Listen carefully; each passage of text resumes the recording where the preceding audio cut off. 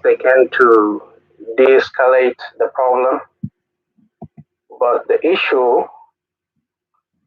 is down-rooted. It's not something that can be resolved in one day, because to be fair enough, I know since I was in high school, we used to fight with NUER brothers, like stoning each other. One thing will happen between one boy NUER and one ANYWAA NUER, and then it will escalate into public fighting among each other. So the meeting is going on from the side of the government, but the demand of NUER is something that the ANYWAA cannot answer it this time. All the wars that happened in Gambella was not started by ANYWAA. ANYWAA is using as a self-defense, because the NUER will come and destroy the village of ANYWAAs, and then they do the self-defense, all the wars. So in the meeting also, the question that they had not raised before, like demanding for more districts, more gAMBELLA, as we say in Amharic, they're raising question that they never asking before. If you, for those who know, and for you better understanding because you don't know much about gAMBELLA, the NUER has not been before. But since the fighting and the demand of NUER, today the ANYWAA zone has lost one of their wAR because of the fighting and the demand of NUER from the gAMBELLA parliament. They decided to be special wAR, which is ruled by both NUER and ANYWAA, but officially that's ANYWAA land. So the ANYWAA from the Openo are losing more land as we speak. People are displaced from their own land. And then I don't think this will be because there is someone or someone who is playing roles between ANYWAA and the NUER. I don't want to mention it, but all ANYWAA, I think we realize the points, what make us weaken in the system of Ethiopia. And then we will try to focus on that too.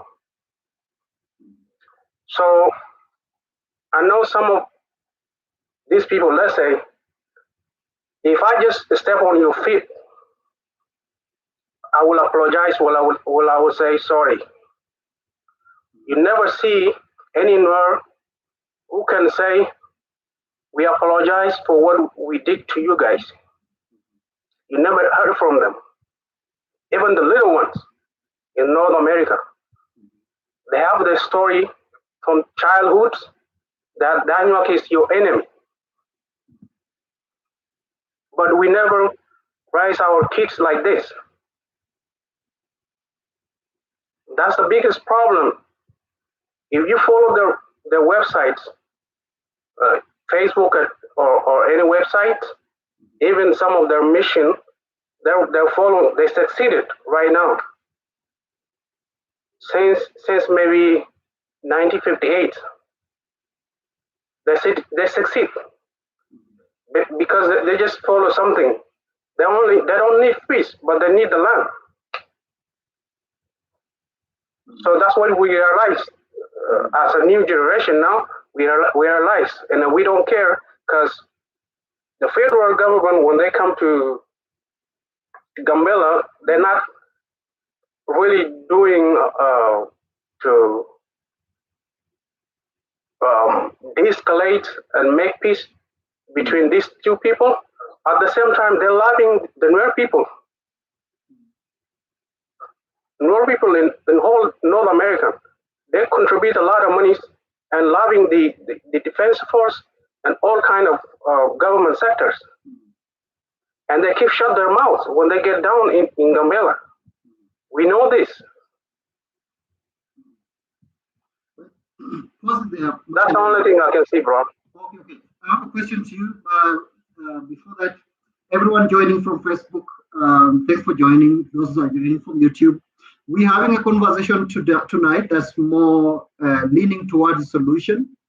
Tonight, I would like to know the position of the government and why we cannot have a governmental or parliamentary solution to the problem, as opposed to going neck to neck, an eye for an eye, because we all know for sure that there is no winner in a war. And you can see from the number of guests that we have here, the majority are joining from UK, from US, from Sweden. So we all refugees, we all running away from our own land because of the war. What can we do to have a solution? Do we think the government has failed? And if yes, then which way forward? I'll give my NUER brother a chance to respond to what Mark Alemo has said, and if you think there's any false information given. Thank you, Brother KP.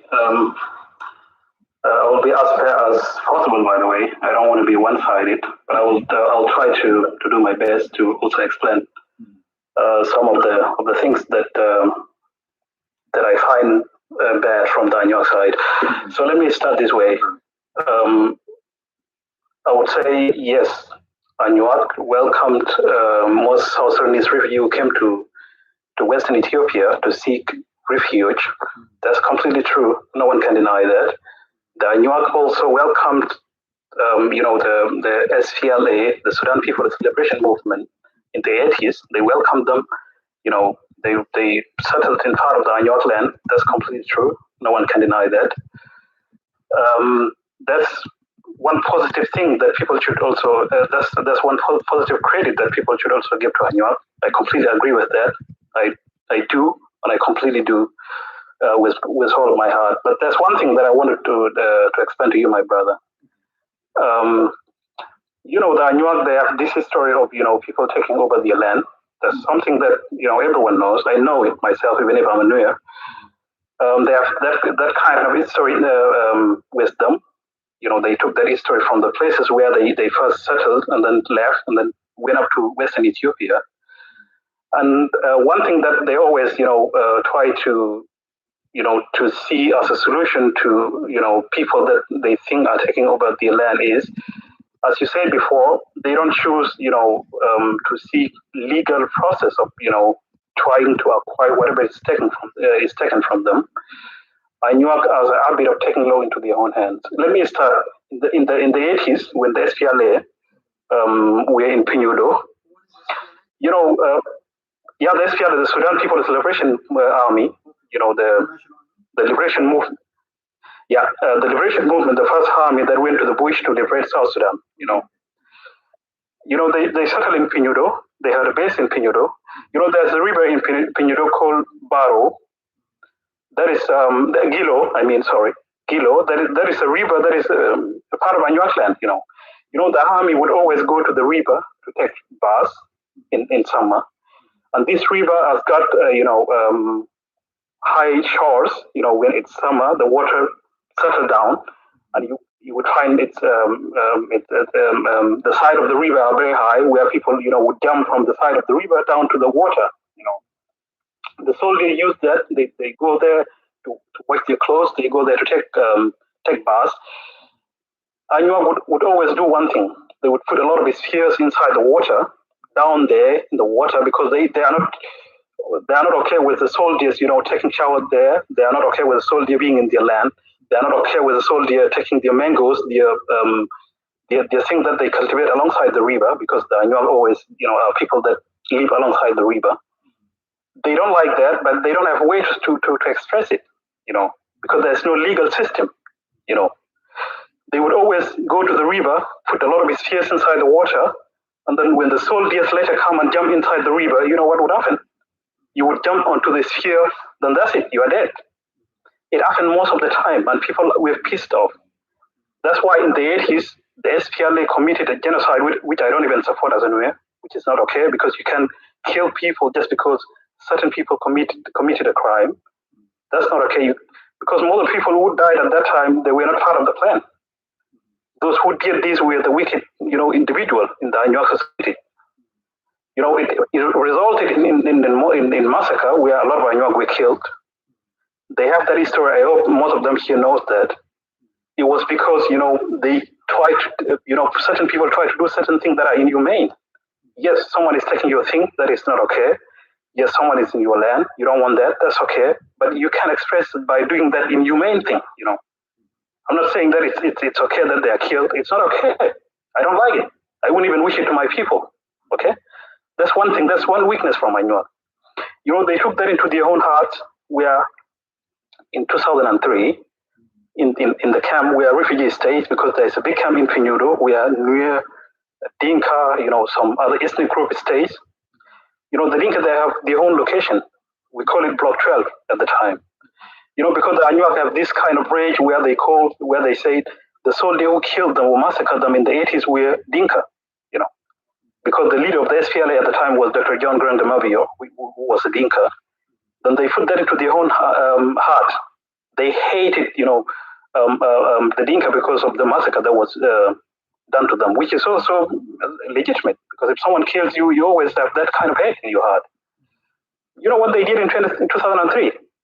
They, invaded the camp where the Dinka stayed, killed hundreds of people, innocent refugee with no guns, no whatever. They massacred them. That's something called Block 12 massacre. The United Nations knows that. Who did that, the ANYWAA? Okay, that's something that is not okay. You don't want someone in your land. They're staying as a refugee. You want them out. You can't force them out just by killing them. That's not okay. Okay, that's something that they did. In those years, in 2000s, people travel from Pinudo to Gambela, the refugee. People travel in 2 days a week, only 2 days a week, and people are taken with the Ethiopian National Army. You can't travel with a bus without escort. Why? Because the ANYWAA will stop the bus and kill all the people. I remember one incident where they killed 50-something NUER, including children and women, on the way. The ANYWAA themselves. The Ethiopian government always escort buses where the travel was limited to only 2 days. That's something that ANYWAA does. Yes, they were frustrated because they don't want refugees in their land, but you can't kill people in that way, children in that way, women in that way, just because you don't want someone in your land. Okay? Gambella is a land, which is not indigenous to ANYWAA only, I would say. Yes, there are hundreds of thousands of refugees that come from South Sudan. They live in ANYWAA land. That's legitimate. Everyone knows that. The United Nations knows that. The Ethiopian government knows that. But there are NUER also that are indigenous to Ethiopia. 100-something thousand NUER. The refugees at the moment who are in Ethiopia, the NUER refugees, they are up to 500,000. But in the statistic, the only legitimate NUER that are citizens are 100-something thousand. Even now, if you go to Ethiopian website, you would find that there are 100-something. They haven't even reached 200-something. It's the official statistic. This kind of hatred that they have for the refugee, and the fact that NUER, keep coming and being a refugee in their land, they put it into their heart in a way that, they choose to take law into their own hand. Yeah. Two questions. Do you think they are hate the NUER beyond the land issue? Just a yes or no. You think it's a... No, I don't believe that. Okay. The ANYWAA, the legitimate claim of the ANYWAA is because of the land, Okay. That's something that I believe. I don't even believe that ANYWAA would see me as my permanent enemy. That's something I wouldn't even believe. I live in Germany at the moment. I believe if I ever met ANYWAA here in Germany, he would never see me as an enemy. That's something that I know and I believe, It's, the hatred has something to do with the land. And the problem with ANYWAA now at the moment is the hatred has gone to the level where they are very delusional. They call everyone refugee, including the citizen in Gambella. Let me tell you one thing, brother. There's one ANYWAA in the United States movement, which is one of the thousands of ANYWAA that are in Western world. He went to the United States. In his file, he went as a refugee from South Sudan. He's now the architect of this hatred, of this killing on the road in Ethiopia.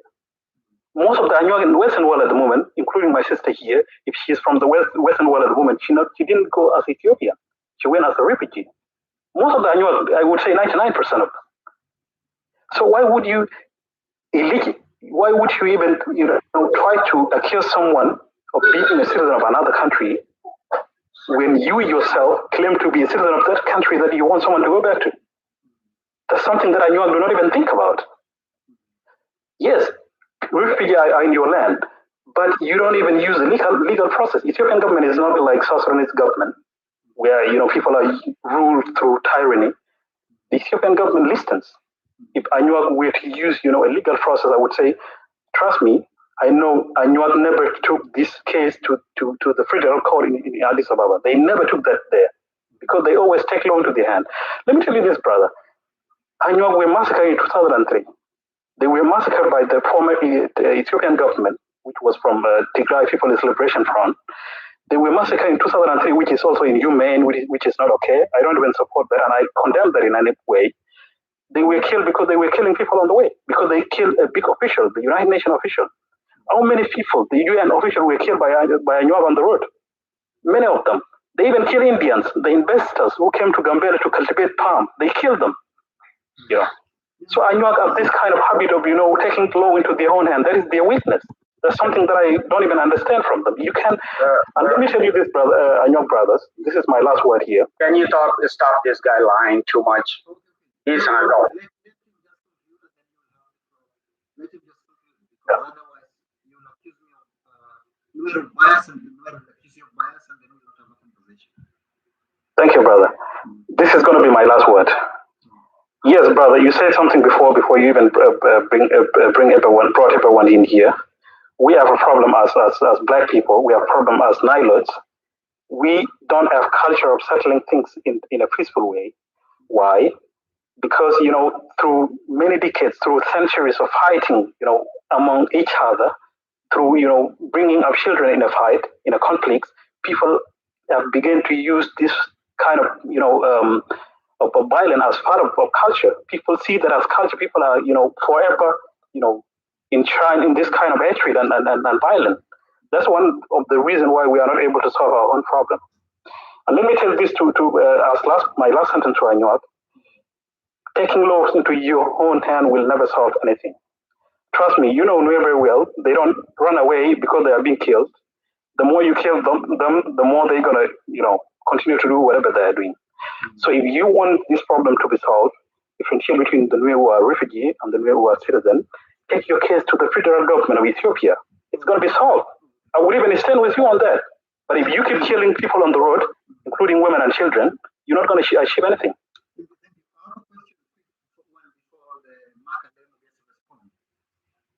The ANYWAA claim that there were many refugees from South Sudan, of course, because of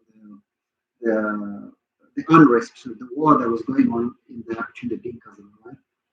But apparently, almost all refugees went back except the NUER.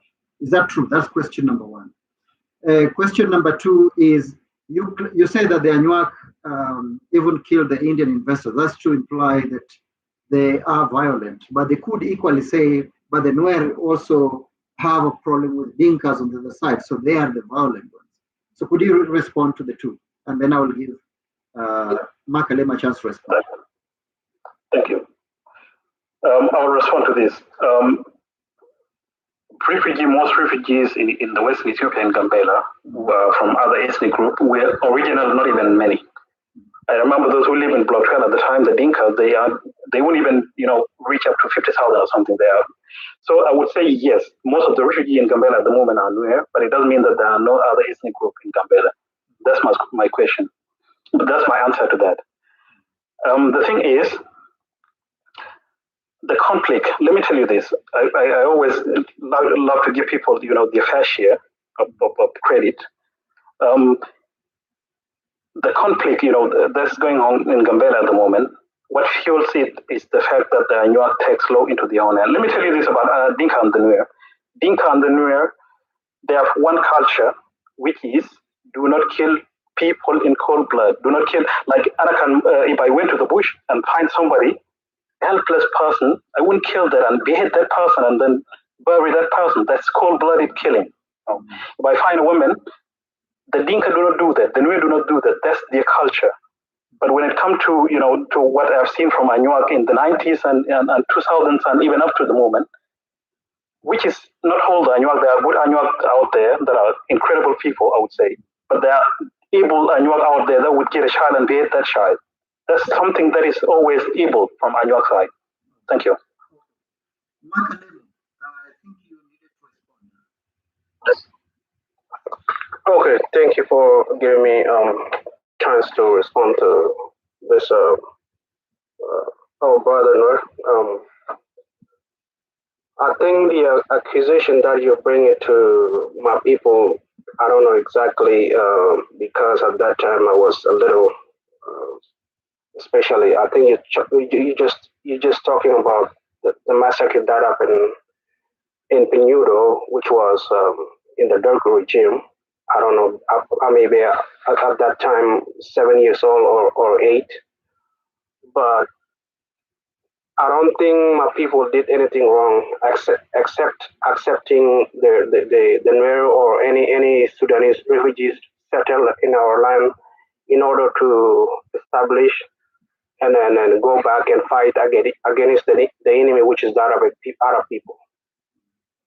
Even to now today, the ANYWAA in South Sudan didn't benefit from what they had given to black South Sudanese, which is look like their skin.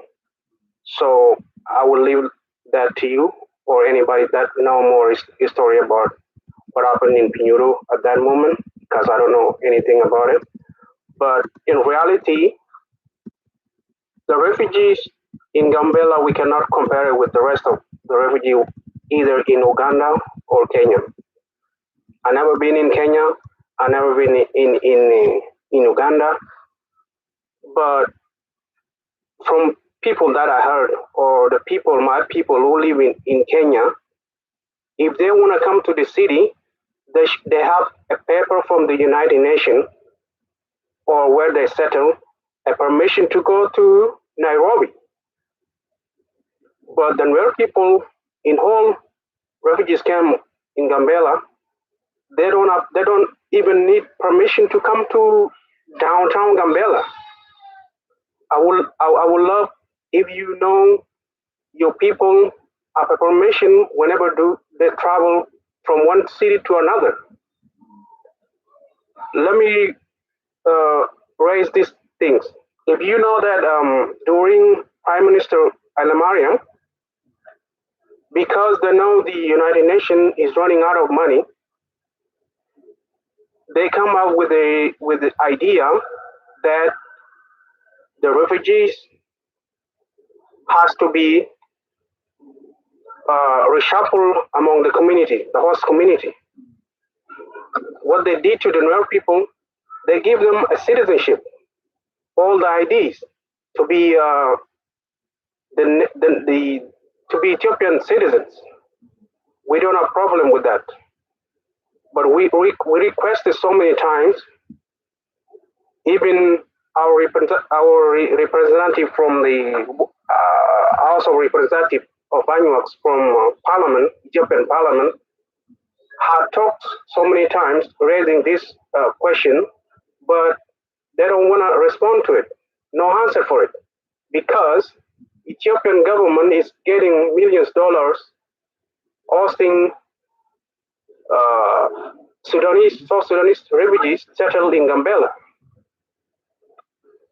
And also the NUER, which is partially Gambella citizens, they're supporting their people because they knew that if these people resettle or be part of Gambella, that would have their population numbers.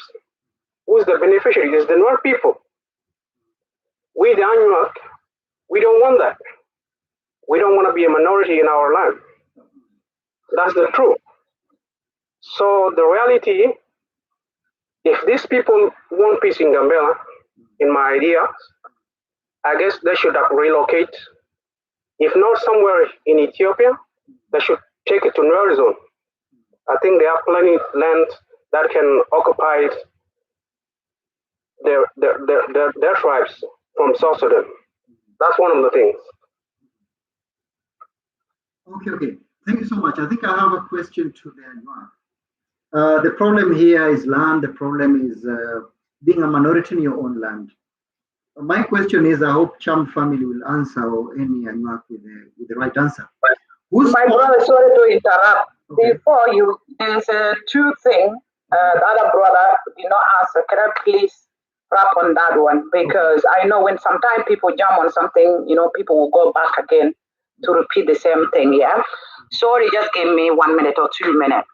Regarding what the other brother NUER make allegation about ANYWAA, what happened, the SPLA did to ANYWAA at the time, it wasn't something, if you can listen, for those people listen, and you, brother KP, you see how our grievance come from. We've been suffering for years at the hand of the refugees because the way the Ethiopian pushing refugees on us as a community to deal with it. So if you can see from the brother here, he put it on us like we are the aggressive to attack the refugees, while we are the one being killed for years by the refugees. And he condemned it, but he didn't go to the root cause. What happened for this? What made the refugees have audacity to kill the host community without the government of Ethiopia? When we said here, Ethiopian government has supported this thing, but the NUER don't know that. When we ANYWAA told them, the region Ethiopian government don't want to do anything about this issue in Gambella because they have interest in Gambella as well. This land only NUER interested in it, including the Ethiopian government was interested, because if you look all entire Ethiopia, Gambella is the most fertile land, being blessed with the gold, with oil, and everything. But to come to take those things with ANYWAA in it is really difficult. So we believe in ANYWAA, and that's the truth. That's why the Ethiopian government always never control their borders. The border has left wide open. So when refugees come, they will come disturb ANYWAA without any consequence to them. What it said here, what happened during when SPLA were in our land, the mistreatment our people go through, my brother, you will never want to witness it. In our own land, we are not allowed to access road. Those people will put because men people come here are more men, the soldiers who are in the soldier. They make life difficult for ANYWAA people even to move. They start raping people. When you go collect firewood, life becomes bearable for ANYWAA. And what happened, what led to the fight? There's one guy, they start having fight with one person and he killed the ANYWAA person. And when ANYWAA people react, those soldiers react to commit, that atrocity they did to ANYWAA. But later on, their leader, who is John Grua, as a person who is good, who have a leadership, what he did, after these people did, what he did, those two people who started, they paid the consequence. And he ordered his soldiers to build back the ANYWAA village because he said it's not fair what you did. We come here for rescues, and the same people who give us food, who make us to live in their land, now you turn against their leader, say what you did wrong. He ordered them to go collect, go in the bush, build back the village, the village you guys burned. And they did that.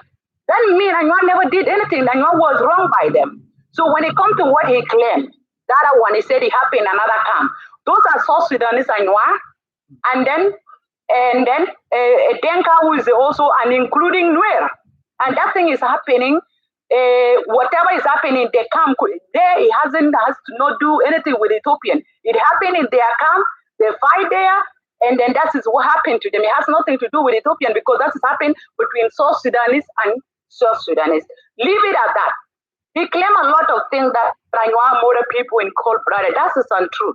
Because if you look in our people, if we are that violent, any violent community, there's no way the government will choose their side for them to accommodate people. Because for them, that land to be chosen, even for UN to allow their people to be, the people who run from dangers to be put in a danger place. I don't think that would be acceptable.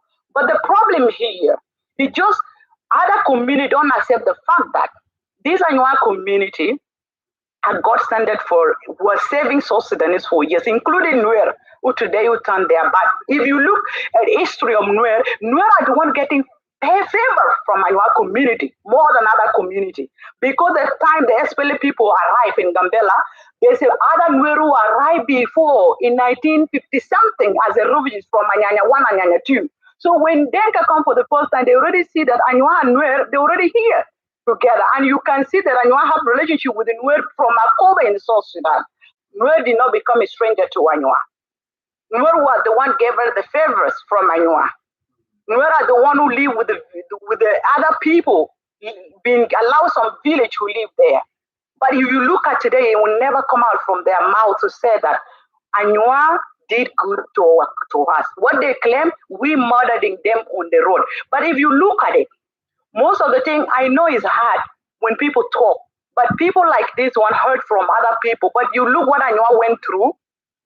There's a lot of things has happened in the refugees are done to ANYWAA people. Because if you look at the camp in Penudo, if you want to go to Gambella town, when you pass the road, it's going through the refugee side, refugees in the side. Between that, there's a lot of crime were committed by refugees to the local people. And that triggered the problem most of the time. But these brothers try to not to mention that part. So you can see what is our pain is from. Because for years, the government allowed the refugees to walk over us. They will kill ANYWAA, there's nothing to be paid. Nobody will go to prison. But when ANYWAA returned back, for what happened to them, now the person who died has become refugees. That's why ANYWAA is killing the refugees. When ANYWAA was doing the revenge, they are protecting themselves. They are like self-defense. If they don't do it, these people will finish them. But now you will see from the brother NUER, they would deny the good thing ANYWAA did to them as a community. This thing you can see, if this man can go fast as in 80s till today as we speak, we are 2026. So you can see what ANYWAA has been through and in the hand of refugees. That's why today we say enough. If Ethiopian government want the refugees so bad, let them go to Oromia, let go to Amara, and let them go to other people. And one thing we never put it here, mention here. There's another place called Asosa. It's another region. It's not in Gambella. They have also refugees from South Sudan and across Sudan. But it also, those refugees has NUER in it. Yeah? Those refugees have NUER. But look what happened now. Whenever those NUER get problem in those refugee camps and start fighting, you know what it is? Some NUER within Gambella system already become a citizen will say that let their brother come to them. These people will make a fight there. They will get killed. They will put in a lot of buses, brought back to Gambella. So Gambella become a dumbing, garbage. Anything you commit crime, criminal will be pushed to Gambella. Please, my brother, we are going through a lot. But for these people to come here, never in one word to say this community has been through a lot. We should have been, let them, let us understand what they are going through. Let us, those who become Ethiopian citizens, let them support. I want to say refugees should be moved away. Maybe will bring life easy for those who have already get the citizen. But NUER, because they have their own agenda of grabbing ANYWAA land, they will never accept that. They will never cry for refugees because these refugees is their brother, their mother, their father as a part of them. And then because of their interest to having ANYWAA land, they will never support that. That's why they are coming here to trust us, to look like we are the bad guy. Our community never went to NUER land. We don't know if NUER land, we've never been in NUER land. For centuries, ANYWAA never been in NUER land. But only NUER is the one coming to ANYWAA. If we are that bad people, violent, people do things like a cold-blooded, as this brother said it. Why are you guys coming to us for safety? Why are you guys coming for rescue? Why not us coming to you? That should be a question to you. I'm going to leave it here because that is the only thing I wanted to respond back. I have a question. Can I ask a question, please? The speaker. Just a question. Just the speaker who, NUER speaker. Okay. I have a few things to say. Number one is that everyone welcome to this live. My name is Kepi Jelobro. I'm a filmmaker. So if you could go to my YouTube channel and watch some of my documentaries. Number two, I see some comments that seem to be celebrating on who is winning. To me, for lack of a better word, I think this is pure ignorance. Not sure if I should mention names, but I see people celebrate, or this one will never see Gambella, for example. I think we all agree that when refugees come to Kenya or America or Australia, whatever place you are, the NUER are there, the ANYWAA are there, and all of us see that there's beauty in peace. This is why we run to these countries. There are NUERs in Kenya, there are ANYWAAs in Kenya, and I had a neighbor. To us, in our mind, we don't think of them as Dinka or NUER or this. We just think of them as South Sudanese. Okay, so I think it's a bit ignorant to celebrate kicking out your brother or your sister from their land. It's ignorant to celebrate that they can never come back. It's ignorant to say that we will kick you out of this land and this land is out. Because who is winning here? Who is winning? Your children will be completely assimilated. When your children come to Kenya, those that are born in Kenya, they become Kenyan. They become Kenyan in the mind. They become Kenyan in accent. They will not be able to fit back in your country. So I think we should keep our language and attitude more towards the solution. No one wins in war. Ganoon, I'm not sure what you meant, but she will never see Gambella is completely outrageous. Nobody should celebrate. Brother, sister must learn to stay together. If you can't stay together, then you stay as refugees. And for how long? Trump might wake up one day and say, we don't want the South Sudanese or the Ethiopians. And then what happens? You understand me? So I think let's keep it respectful. Otherwise, I think if you want to fight, there's land in South Sudan, there's land in Ethiopia to go fight there. Here, I want people to be solution oriented. Before Gamb comes in, I had a question to the NUER. The issue is the issue is land. Whose mistake is this? Is it the NUER or is it the government? And depending on your answer, where should we tackle the problem? Should we take the refugees head on, or should we take the government head on? My question is similar to okay. I have a very simple question to my NUER fellow brother. Is he an Ethiopian or a South Sudanese? Can I go first because I was a victim of that thing that this guy talking about? Okay, this guy that talking about Fenyudo genocide thing, that's just actually bring back a trauma. My family members were murdered there. I was very young at the time. And this bring back everything that this guy talking about. This is the painful thing that he's talking about. He has no clue what ANYWAA has been going through for centuries. We suffer in our own homeland. Can you imagine?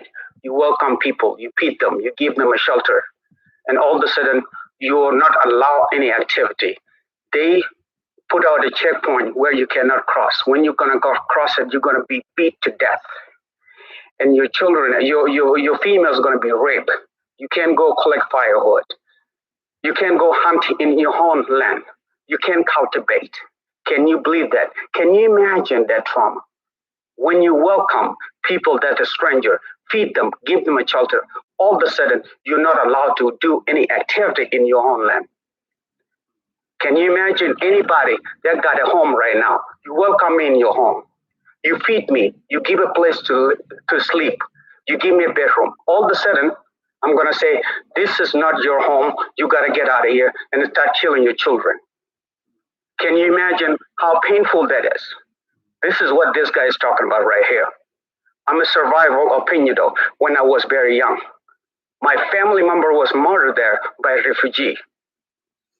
That got equipped to gun and is bringing this back. He has no clue what he's talking about. So before I go further, that's what I just want to answer to him. We don't want to bring that trauma back right now because it will initiate everything back. That's a trauma. And you don't want to bring that back. ANYWAA did not do anything wrong. ANYWAA are the most civilized society in the nation. Before even Europeans become civilized, Luo people are very civilized. KP, I send you all the history. You can go through there and then study actually the book. The most civilized people on earth start from Luo civilization. We have a government structure from the get-go as a nation. The ANYWAA clan itself is not South Sudanese as they talking about, exchange with Kasala. It's not even Ethiopia. We did not go to Ethiopia or we did not go to South Sudan. They come to us. They come to our land for our resources to actually occupy our land. Because the British was beaten, they was defeated, they split out between river of Akobo and make us half of us South Sudanese and half of us Ethiopia because of our resources. As we speak, we are the most marginalized people on earth. Our resources are used and we not benefited from them, even though we welcome all these thousands of strangers to our own land. So I will go even more detail to that to educate any NUER here to know about actually ANYWAA clan. The first thing you're going to put in your mind first, KP, is what is ANYWAA mean? Before I talk detail into that, that's when it comes to a frontier. ANYWAA is a frontier land. They govern themselves by kingdom and chiefdom. It starts from what is called Abuang, because NUER don't have a border with ANYWAA. From Abuang all the way to Ulimi Triangle, which is still now a land in dispute, which is ANYWAA clan. King lived there. Ulimi Akwan lived there. Right? From there, and from Gambella to Ujwa, all these are ANYWAA land. NUER they don't own any piece of land in Gambella region. They never border with Ethiopia even. We border with Cholo, we border with Morley, we border in the west side with Oromia, we border with also Omo Valley, which is, Omo Valley is connected with the ethnic group that's actually in Ulimi Triangle. NUER is far away from being even Gambella region. There's no connection at all. They just come begging for a place for grazing and food. That's all what NUER is about. And they come in a small number, as our people say. When they increase, they cause violence. But the pain we endure in our land is significant to international levels. Everybody knows. We was oppressed for years and centuries. Even the time we are speaking right now, we are still oppressed. All they need is our resources they're using. If I go to details, what is ANYWAA about, it will blow your mind. The civilization that we brought to this earth. Why would strangers from nowhere come to our land? We welcome them all the time and oppress kill our children, rape our children, and then take lives away. That's never been how many genocide, massacres happened in ANYWAA clan? From Akobo, from what is called Nyum, Nasser, from Gambella, Penudo, all those are massacres. Thousands of ANYWAA died for no reason in their own land. Can you believe that? And here's our brother that doesn't understand. NUER people don't understand anything. They cause a problem anywhere they live. Can you believe? I live in the United States. In Nebraska here, they call themselves native.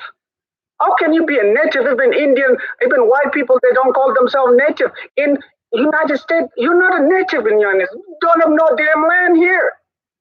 And they call themselves native. And they ruin everything. Most of them over there living in Nebraska, they're criminals. And they call themselves native. NUER believe that any place that you go, land is belong to God. That's your land. That's NUER land. No, that's not what society believe in. There was a border being put in place during the British colonization, right? That's why ANYWAA defeat British and the ANYWAA got split because to find the weaknesses in them. So let me educate you about ANYWAA a little bit more for people to understand. The ANYWAA norm. Yes, because I didn't speak yesterday. Remember? So the ANYWAA norms, the culture of ANYWAA is for unity, mutual support. That means community shares resources and care for one another. And that's why we exactly welcome NUER. Seeing them as our brothers, we have the same skin, and we welcome them. What they do? They kill us. They kick you out from your own land. And the land we're giving to them right now, as we speak, Akobo or Nyum, whatever, they did not do anything in that. We cultivate everything and they destroy everything. They cut down trees, they cut down everything, they destroy, they make everything like field. If you see Akobo now, the way ANYWAA used to be in, and now NUER is in, it will surprise you. They will destroy the area, it still come up to you. Another point I'm going to make, ANYWAA is about respect and leadership. We believe in orderly. Where you guide it for truth, that's where you're going to go and support your community that way. We see any human being as a human being. For example, if ANYWAA go hunting and they see something look like a human being, they will say, Manisha Dana Dana Jai Dana Dago. Watch it. When even they shooting, they will stop. They will say, yeah, there's some human being just seem like crossing the fireplace. I mean, you firing and they gotta stop that. That's what we believe in. And you believe in a structure of justice and truthfulness. Why? Telling the truth is the main thing human live for. That's what separates us as animal and human being. Human being will know the truth. We live here to tell the truth so that our children can learn the truth. And that's is deeply in ANYWAA culture. In any Luo culture, we tell the truth so our children can learn from the truth. But that's different from NUER. Right now, the children are not learning the truth. All they learn is lie. Gambella belong to them, this land. Those are all lie. And their children will forever go down on the road where they don't know what is called truth. And then that being said, ANYWAA generosity and sharing is very effective in anywhere we go. Even right now in the United States, we are very generous people. We share one another. That's being said, in ANYWAA society, if you're starving today, and then you need a food from somewhere, we call what is called rim. You can go to another people that actually cultivate, that have a yield cultivation, and get food from them. And welcome you like they welcome their own family. Give you food, and then you can survive. We believe anywhere that you go, you can get help, but later that person may need a help from you, and then you will share. That's carry the definition of ANYWAA. Sharing and being generous. ANYWAA believe in hard working and responsibility. Everyone is contribute to community well-being. And that's not in NUER society. NUER society believe in violence. I'm gonna go raid your vehicle and I will be a man. They will flex their muscles for raiding, for killing. That's they are a man killing somebody and taking somebody's property because they are a man now. ANYWAA don't believe in that. They believe in hard work. They cultivate. They take responsibility, and they care for community well-being. And that's just completely opposite of NUER behavior. ANYWAA believe in peace and reconciliation. A dispute will happen, but you don't necessarily have to kill that person. If it happened, an accident, people will sit down and what is called pay, that means people will compensate in order to take another life. It's better to reconcile. If that's happened an accident. If it did not happen an accident, that's going to be different then. The dispute will be in front of the people that are actually leader, like community leaders. Let's say like a king, right? And then another point that I'm going to make here, respect for nature and ancestral land. What I mean by that is, ANYWAA believe in making everything green. They plant trees that are actually fruitful, like mangoes. If there's oranges, they plant oranges. They plant stuff that actually, because they believe in nature. Once you have a nature built, you will be survival. They believe in rivers. We don't ruin rivers. We don't ruin anything that nature. But that's not close to NUER culture. NUER culture, they come and destroy everything that actually ANYWAA stand for. And later they... Yes. Okay. The refugee problem. If you have a question, that may lead to solution. Yeah. Yeah. So I see everything is about land. I wanted an explanation of the land laws in Ethiopia and how it is being governed, so that it can give us how things are and what can be done. Okay. I think I'll let the NUER or the NUER who are on the Ethiopian side to answer. Land issued in Ethiopia. Remember, Ethiopia got interest of ANYWAA land. ANYWAA land is a bread basket for Ethiopia. In Gambella region, ANYWAA land, a self-frontier, we call it the wAR, got more resources than any land in Ethiopia. It is a bread basket for Ethiopia. Ethiopia government have interest of itself displacing ANYWAAs from their own land. That's a fact. You cannot dispute that. Can I clarify? Yes, go ahead. I wanted to clarify my question. I wanted to know, what does the law of Ethiopia say about land ownership? If I'm an ANYWAA or NUER, what does the law of Ethiopia say about that? Maybe you give it to Brother Kami to answer that one. Can I comment? To answer that one, yeah. Yeah, actually, before saying anything, I wanted earlier on to ask the previous speaker whether he's a South Sudanese or from Ethiopia. But anyway, probably he may answer that. When it comes to the land laws in Ethiopia, the land belongs to the people. So the Ethiopian people, as a people, the land belongs to them. Basically, there is no private land ownership, but the people own the land. So I hope that is clear. Which guy? Is that clear? Is that clear to you, or you want me to add? Let me go. Let me first answer your question. I'm a Ugandan. No, not you. There is someone who spoke before the lady. Okay. Who was just painting bad picture toward the ANYWAA. Who was talking about the ANYWAA putting some object in the river, in the Gila River, where the people. So he's based in Germany. Is he from Ethiopia or South Sudan? That guy doesn't have a name. Yeah. So is he from Ethiopia or from South Sudan? Brother, we know all the workers in NUER.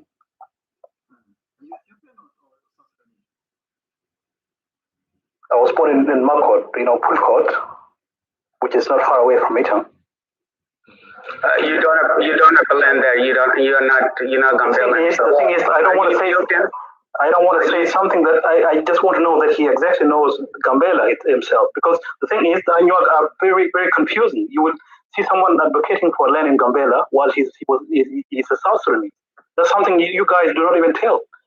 I'm from Pulkot, Gambella in Eton. Special word. So you are Ethiopian or you are Gambella? Well, I think, let me put it this way. Probably it's good to answer that question now, because Makot, you are saying, is one of the root cause of all these problems in Gambella. Makot is a kabale, or sort of a village, that was instituted. And the people who live there are refugees, and they are from South Sudan. So by that implication, so you are a South Sudanese, despite the fact that you said you were born there. Okay. Having said that, I think there are certain things I would want to really share with you, probably as a South Sudanese. You South Sudanese must really give accreditation to the ANYWAA for today, independent of South Sudan. Because South Sudan without Gambella, without the ANYWAA, it would not be a country. Ethiopia supported you as a country, but your base was in Gambella. Initially, in 1956, when you came out as refugees, during the first liberation, the Anyanya one, you were supported by the ANYWAA. The ANYWAA gave you food, the ANYWAA gave you land, the ANYWAA gave you everything, including the forest. That was before 1969, when the African Union, or by then it was the Organization of African Unity, recognized refugees. 1969, that was the convention that was signed to recognize refugees across the continent. And that was the time now the humanitarian assistance came to support South Sudanese refugees. But for that period of time, you were dependent on the ANYWAA resources. Right now, I think I would have thought South Sudanese people and the government of South Sudan must give accreditation to the support of the ANYWAA. But as you clearly said, I don't know whether you know the geography of the ANYWAA rivers and how the ANYWAA actually, swim in the river. There is only one path. There is a dock that all people can go through. That the ANYWAA, anybody only can pass through that path to go to the river to take a bath or to take shower. If you think that certain object is planted there, that means the ANYWAA were putting themselves at risk. So that shows that you are just fabricating a story that doesn't make sense completely. Secondly, by the way, I think the NUER must acknowledge the genocide that the NUER have committed on the ANYWAA. And time has come clearly for the ANYWAA to speak up for the genocide that the NUER have committed. You killed the ANYWAA in Nasser, Neum, by then. You assimilated the ANYWAA in Nasser, by then. You killed the ANYWAA in Akobo. You assimilated the ANYWAA in Akobo. You came and killed the ANYWAA in Gambella, in Jekau, and part of Akobo. You displaced them. But still, that is not enough. That is not violent for you guys. You think that you are the most civilized human beings on earth. That is not enough. You want to come and stay where the ANYWAA are, but you don't want the ANYWAA to stay in their villages, their ancestral villages, in Jekau, in Akobo, Tergol. Still, you deny the truth that you are not a refugees in Gambella simply because you don't understand the meaning of a refugee. According to Refugee Convention, a refugee is someone who left his country of origin and crossed the border into another country and also who have lost the protection of his own government. So as long as you are in South Sudan, that one you cannot call yourself a refugee. But if you cross the border of Ethiopia and South Sudan and go to Ethiopia as a South Sudanese national, you are already a refugee. There is no question about that. Also, yeah.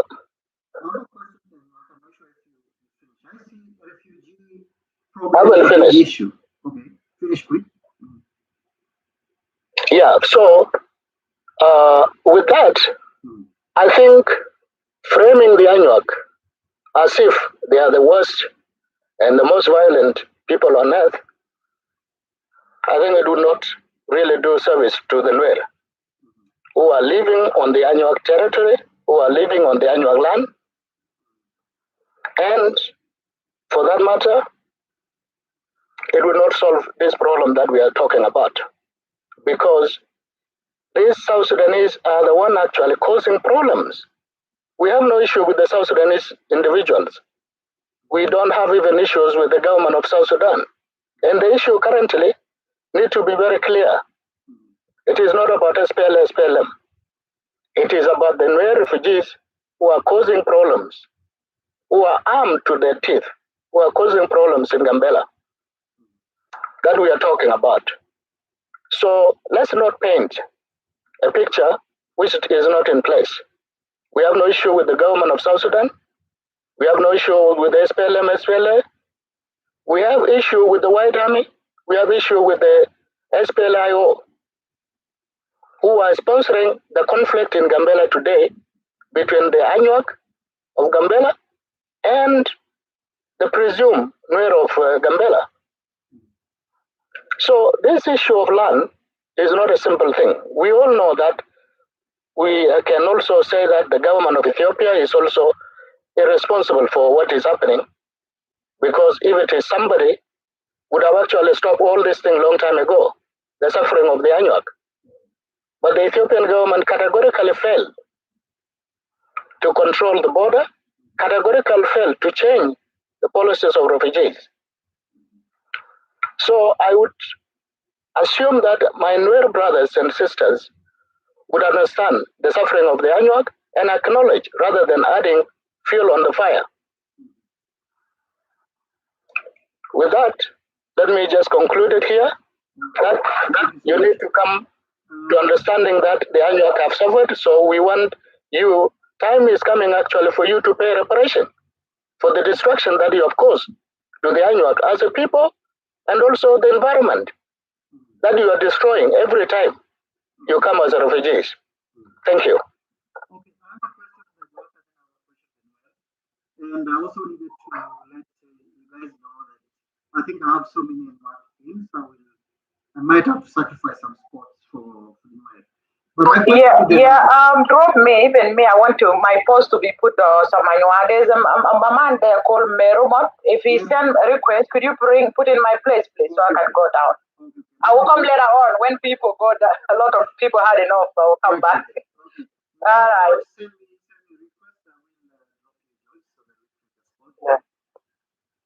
I have a question to the ANYWAA. The problem that we have about the refugees is it's land, it's refugees. Who is to blame for the refugees? Do we blame the NUER or do we blame the government? Is it the NUER who set themselves as we want to establish ourselves in ANYWAA land as refugees, or is it the government of Ethiopia that does that? And if it is the government of Ethiopia, why are we blaming the NUER for establishing themselves as the refugees? That's my question for the ANYWAA. I will have a question for the NUER after the ANYWAA have answered that. Mr. Speaker, may I interrupt you? Okay, go ahead. So I would like to say something before you ask a question, if you mind. Okay, go ahead. Okay, go ahead. Yeah. So I was saying this. Sorry, I think I muted you by mistake. Okay, go ahead. Yeah, I was here saying before, I had everything that was going on here. To be sincere, and if we are here to want to speak out the truth. So, as a speaker, you may notice some points. I don't know if you noted your points. Because now, whenever you are talking, as you are just coming to conclusion to solve out the problem, you need to specify where the problem is. My sister here, Miss Joyce, she was talking here before. I heard everything she said. So what she was saying, that NUER people are here to take over our land. And they are here also to kill people. The people who were been eaten. Yes, let's say so that. NUER people, if you don't know them, maybe most of you people, let's say by you guys are in New York, if you don't know, maybe most of you were born in the Western world, you don't know the NUER culture very well. So most of people who were living in Africa, they know NUER very well. As we are here, we don't kill people for no reason. We don't kill people for no reason. And if NUER attempt to do something bad to you, you are the causative. You are the causative. If you are talking about the genocide of 2003, that was not even a genocide. It was your own problem. You create a problem by your own. If you see your number comparing to one of NUER, it is a big difference. NUER are more or are the right number than you. If it is a fight, you can't fight NUER. So, because of your stingy, you don't even allow people to. Now there is a refugee in Uganda, which is our South Sudanese NUER. Are they going to take Uganda land? No, they will not even take Uganda land. There are also a refugee in Kenya. Are they going to take Uganda land? They're not going to take Uganda land. Meanwhile, the people whom are disturbing themselves are you guys. Because whenever you see NUER, you see them as an enemy. As an enemy. You don't see them as a human being whom they make peace with you. Because you don't need peace at all. Now, the people who are here in Kenya, I heard that. Can I ask you? While you're speaking, can I ask you? Hold on. Let me finish first. So here in Kenya, the refugee camp was invented since 1992, 19 something. And the people who are here are NUER. There's no day that no people were fighting against Kenyan. No day. Which means that if you are cool, even NUER they will be cool too. But if you are disturbing them, they will not even allow you to disturb them. And the fighting that occurred recently in Ethiopia, please understand what is going on. If you don't know the clue, try to contact people in Africa and ask what was the problem is. The fighting that was happening here recently, it's you guys who were from it. Well, ANYWAA. Yeah. So this fighting, by the way, if there anyone to ask me a question already was. Yes, I have a question if you can answer. ANYWAA have been displaced from their land and some of them become refugee. Can you tell me the difference between NUER refugee and ANYWAA refugee. Did ANYWAA refugee cause any problem in where they become a refugee right now? And did NUER cause problem in any places they become a refugee in? Can you answer me that?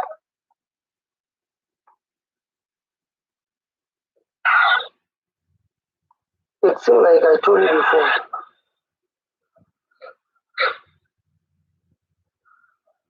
Is that all? Seems like I told you before. So if you don't have answer, I have answer for it. KP, even ANYWAA been displaced in their places and become a refugee anywhere they are right now. They are very peaceful human beings on earth. They respect the place that they become refugees. They respect the people that actually welcome them. They appreciate everything that the people do for them.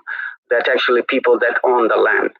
On the other hand, NUER, anywhere they go, in Uganda, a problem. Anywhere they are refugee in, they killing the people that actually hosted them. They actually displacing the people that hosted them. Anywhere that you mentioned to me right now, Benishangul Gums, Kenya, Uganda, you name it, anywhere NUER is, where they become a refugee, they are a problem in their area. But did you ever heard ANYWAA that been displaced? They are a problem to the people that welcome them. We don't do that. We appreciate every single thing people do for us. Like right now, I'm in the United States.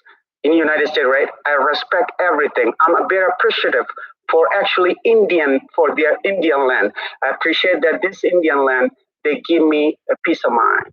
They give me education. And I thank them for every single thing they do here. But for NUER, that's not the case. Anywhere they are right now, study, Google them, anywhere they are is a problem. Anywhere they refuse is a problem. They don't respect any human being. They think they can go there, exercise their traditional culture of violence against the people that hosted them. That's the truth. That's a fact. And you cannot deny that.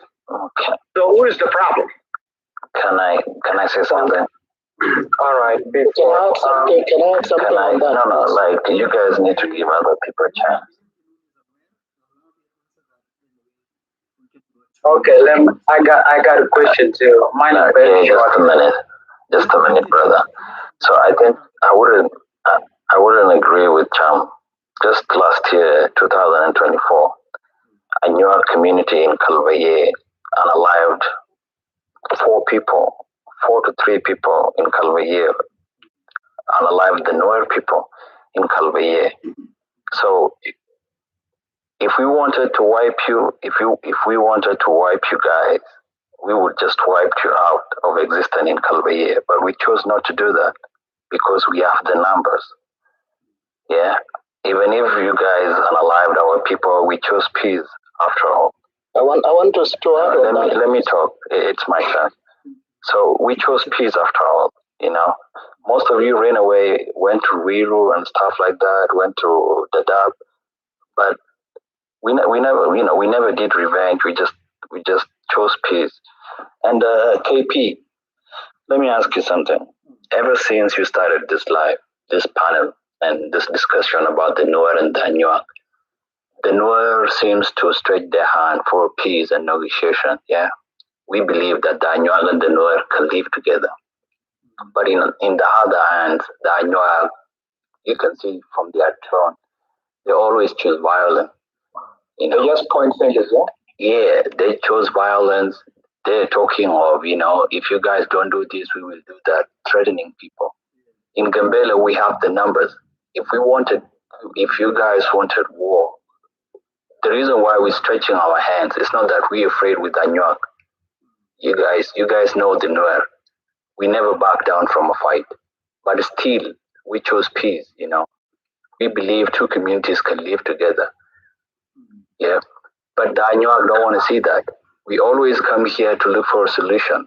Okay, the NUER are in Gambella and the ANYWAA are in Gambella. What is the way forward? That should be the question. And KP, I think as KP as the host, I think it's up to you to ask here. You should ask the question like the ANYWAA and the NUER, what is the way forward? Like, what can we do? Instead of giving histories. Yeah.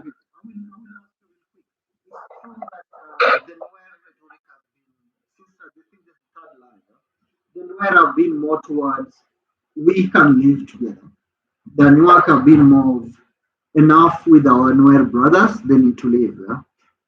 So up to that point, it sounds like NUER are the good guys and ANYWAA are the bad guys. But also at the same time, it depends on what is at stake.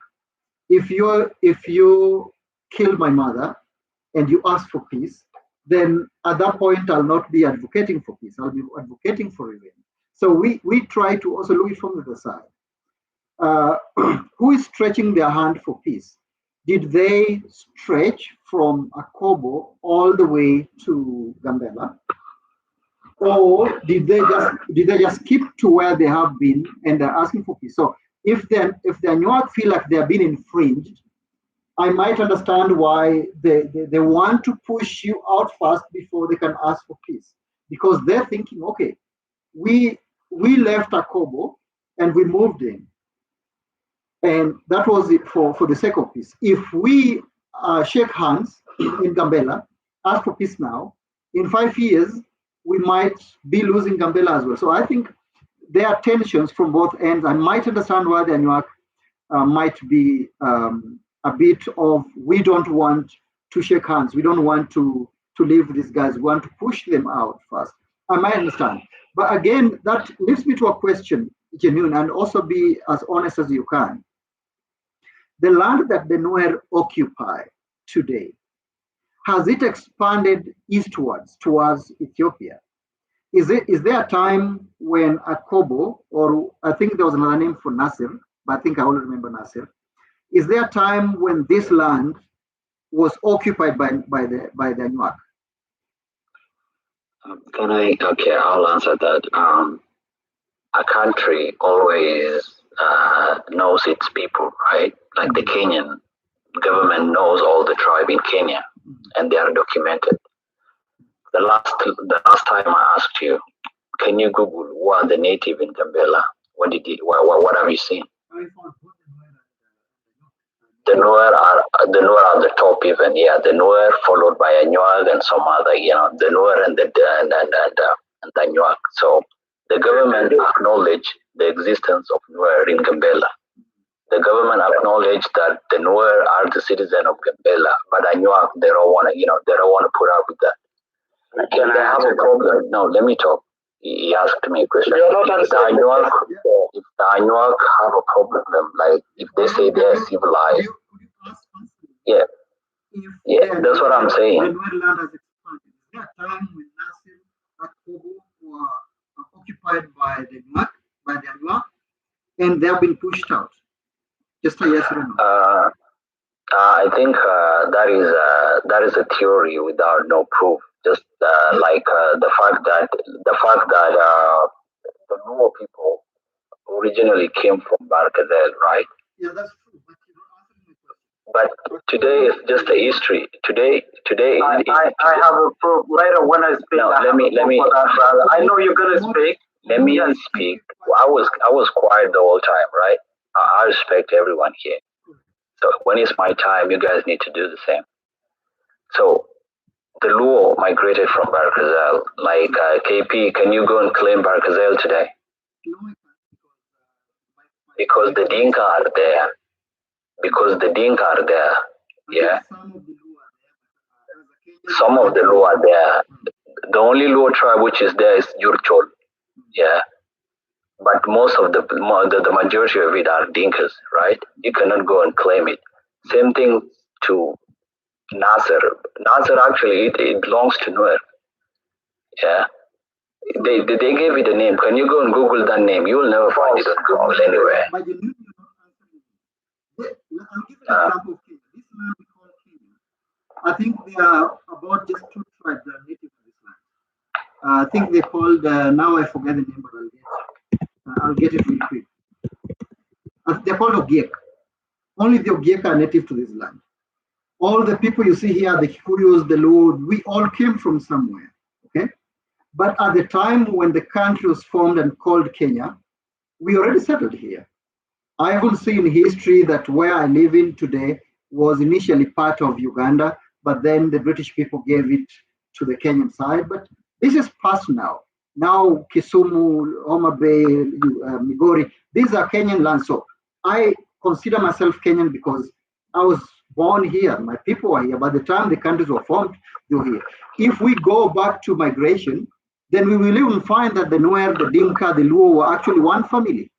So then who will claim the ancestral land? So I think we should take it back to Baral Ghazal. As of the recent history, did the NUER push the ANYWAA from Akobo and Nasser, or did the ANYWAA push NUER from Akobo and Nasser? Okay, I'll answer that as much as I can. All right. To start with, Akobo and Nasser actually are the territories of South Sudan, like not part of Ethiopia to start with. Okay. Like Akobo, that is Koba, and Nasser is Nasser. All right. Now let's go back to the question. Gambella, the NUER didn't just came yesterday to Gambella. They've been in Gambella. I think this guy is just trying to avoid the question. So that's the question. The NUER never. No. Okay, the answer is no. If you don't want explanation, no. Let me answer that. Let me go on this guy. It looked like you're avoiding the question. You're not answering it, and you're lying. I don't know how old you are, and your children will never learn the truth because you're lying to your teeth and you don't know what you're talking about. Actually, I can't even read what we're talking about right now online. This guy, do you know Gatran Tiang? He said, literally, how can I be concerned about the people I have already removed them from places such as Nasser, which is Nyum, Brube, Jangmir, Akobo, Chankwar, and Aratkilo, and any more. My intention is now, the next goal will be to pursue and take over more land. That's just NUER activists there right now. They want to take over the land, right? That's just people that actually want to create a nation in ANYWAA land. They say basically what they took from us, how they force us out. And now you're going to come here and lie. This is also, Galwaf Bumpal said that straightforward, that they took all this land from ANYWAA, they pushed them out. So are you going to come here and lie in front of us while you don't even own any piece of land in Gambella region? ANYWAA never been ordered. How come? Just let me clear this. You said Galwaf Bumpal. Galwaf Bumpal was a veteran part of Ethiopian government before. If we are not Ethiopian, how could the NUER, be part of the Ethiopian politics at that time? Ask yourself, KP. And the reason why, why I'm so mad, the reason why I'm so mad is we're here looking for a solution. I explain my our side, like most of the NUER who always come on this panel, stretching their hand, to just we can coexist with the ANYWAA brothers. I don't know what the ANYWAA want. Can you ask them, please? Because they talk of killing. Of course, we lost a lot of people. In Tarpam, they unalived 30 people just some weeks ago. The blood is still fresh. But we lost relatives as well. We lost relatives as well. But we are here to. Let me talk. Yeah. My concern is the North are not trying to extend their hand because they're claiming that, listen, Akobo, Nasser used to be part of our land. The NUER attacked us and we moved eastward towards Gambella. So we are afraid if we tolerate them more here, we already gave them the left hand, they cut it, they're going to cut our right hand. You know what I mean? These are symbolic. So that's why I asked you, the reason why I asked about Akobo and Nasser is to see if indeed the NUER land is expanding eastwards. If they're pushing, because if that's the truth, then the ANYWAA have a sincere reason to be afraid of saying, okay, let's shake hands and stay in Gambella, because tomorrow they'll wake up and want more. This is why I'm asking about Akobo and Nasser. I'm not sure if there's any other land, but I know about Nasser. Okay. I want to ask you, KP, because I want you to talk. KP, I want you to be neutral, and I want you to understand from both angles. I want you to go to your Google right now, search Nasser and ANYWAA, and you will see the result. Like, who are the native, like who are the people living in Nasser right now and ANYWAA. There's no actual proof that ANYWAA and Nasser belongs to NUER people. You see, at least Barkazel will tell you the law, yeah. But NUER, you will never see any proof or any document. And they're talking, and we have to, we have to yeah. I asked the NUER also why they want to claim that NUER are bad for being introduced when it's the government's responsibility. I just want to understand if the NUER land is moving eastwards. It's not. It's not. So just check it out. Has been part of the ANYWAA now belong to the NUER. Just put your let me answer to this gentleman, please. Just can you just check it out? Yeah, just can you check it out? Nasser belongs to Japan. Not, you will never see a single ANYWAA there documented. Just check it out. So, Mr. Speaker. Okay, yeah. Can I come in now, please? Yeah, you can come in, Gamacho. Thank you. I think, KP, the bottom line here is the solution for this conflict between ANYWAA and NUER is telling the truth. The NUER don't tell the truth. They just want to lie, like what my fellow gentleman did earlier on. Last few years, what happened in the refugee camp in Kenya?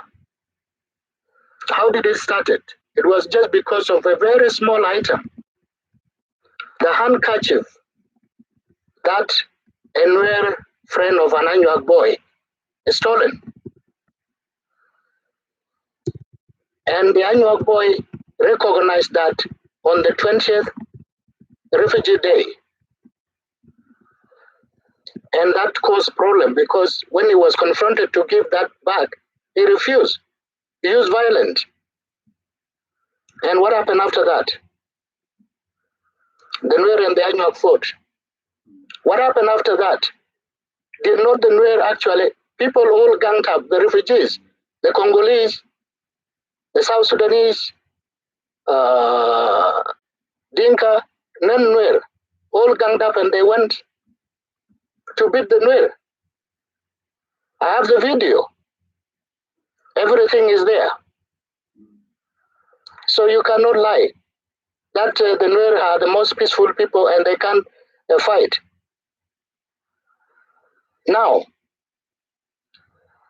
the second thing is, there is a lot of evidence proven today the ANYWAA are still in Nasser.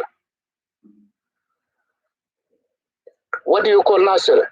By the way, do you know the meaning of Nasser? You don't know it. It is a commander, a Sudanese commander who was there, called Nasser. It is not an indigenous name.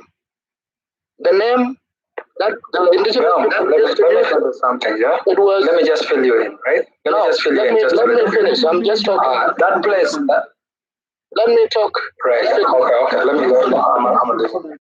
Okay, yeah. So that name used to be called NUER. After today, there are ANYWAA who are assimilated as NUER. One of them is in Norway. I interviewed him some years back, telling me what is happening to them.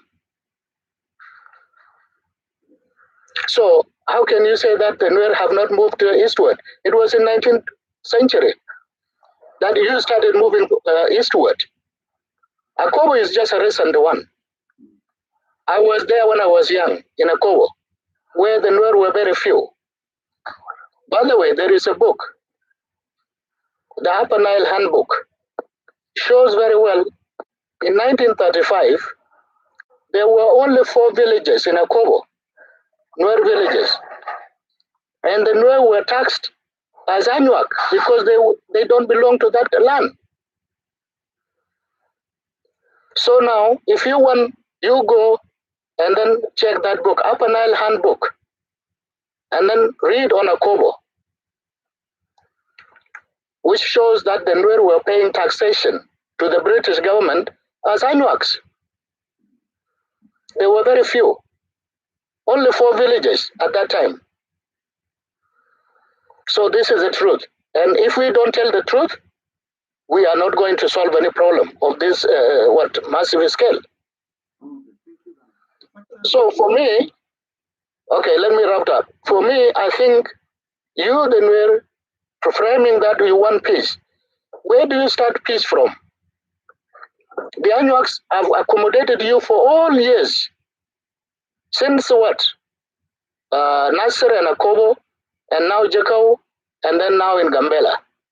And yet you don't want to acknowledge that. So please, brothers and sisters, if you want peace, start from the truth, the basics. Don't lie. That Nasser and Akobo is a theory. What theory? That cannot be proven. So, Pepe, could you have me as a neutral voice also after Faka? Yes. So please, just let's be honest to one another. Let's not just complicated things. There are issues that we need to deal with. By the way, it is just because of your ignorance that the ANYWAC are now having issues with you. The ANYWACs have more problem. The government is the one. Actually, KP earlier on asked whether it is the government or the NUER who is the problem for the refugees. Truly, it is the government of Ethiopia. And we know that we need to deal with the government. But you guys, you just want to come in between to act as a stooge of the government of Ethiopia. You have your own problem in South Sudan. Why can't you solve your problems in South Sudan? If you're a South Sudanese, solve your problem in South Sudan. I want to ask you something. Gam, I want to ask you with all due respect. Just one question. Do you believe that NUER and ANYWAC are the native to Gambella, or it's only ANYWAC but not NUER? To be honest, I think yesterday we discussed this. I just want you to so now if you want, NUER are not indigenous because they don't have land in Gambella. NUER they migrated as refugees, okay? And then they now live with ANYWAC together. The land they live on are ANYWAC land. So there is no way you can say you are indigenous. You are not. But you are Ethiopian. You can, even a rat can call, or a monkey can call himself Ethiopian. We have no problem. Let's not insult ourselves. Okay. Let's make it. Yeah. Let's keep it respectful. There are NUER refugees in Gambella. Yeah, that's true. Yes. But are there NUER who are native to Gambella who did come as refugees? When we say, yesterday we discussed how did the NUER come to Gambella. There are two ways. One, they came as refugees in Gambella. First, it was during the British colonial rule.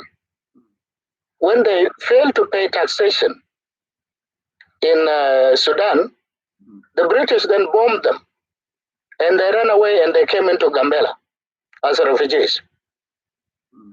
Secondly, during the ANYWAA War, 1956, the NUER ran away because of the conflict and they were welcomed by the ANYWAC.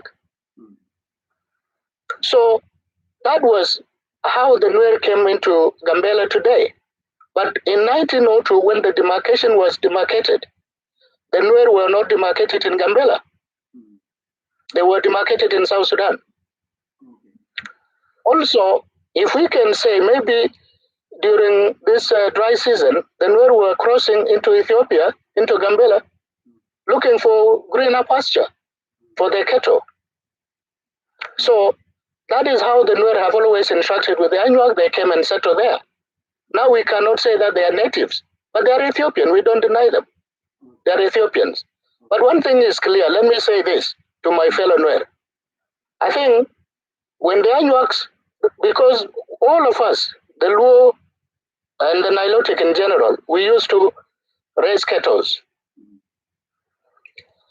But the Luo realized that cattle live on land. Okay? The ANYWAA realize that cattle live on land, and they look for land, they settle on that land. When you guys are still following, thinking that cattle are more important than land. But now you realize that there is no more land, or cow lives on land. And you don't have land because the land is already occupied. That is why you're running now looking for land, for people land, lying all everywhere. Okay. Thank you. Chance to speak, and then we go to Mayor, and then we go to the neutral voice speaker. And Kai, I'm not sure if you're NUER or ANYWAA. I hope you're NUER. Kai, can you confirm that? Yeah, I am. I'm not. Also, before everybody else speak, host, it's good to correct people when you're having a debate. Gamba is a bit he's a bit disrespectful, and I think you should address that. He said even a monkey can call himself Ethiopian. That wasn't polite. When you're having a conversation with other people, don't disrespect them for your point to get across. So yeah, that's what I wanted to correct. Yeah.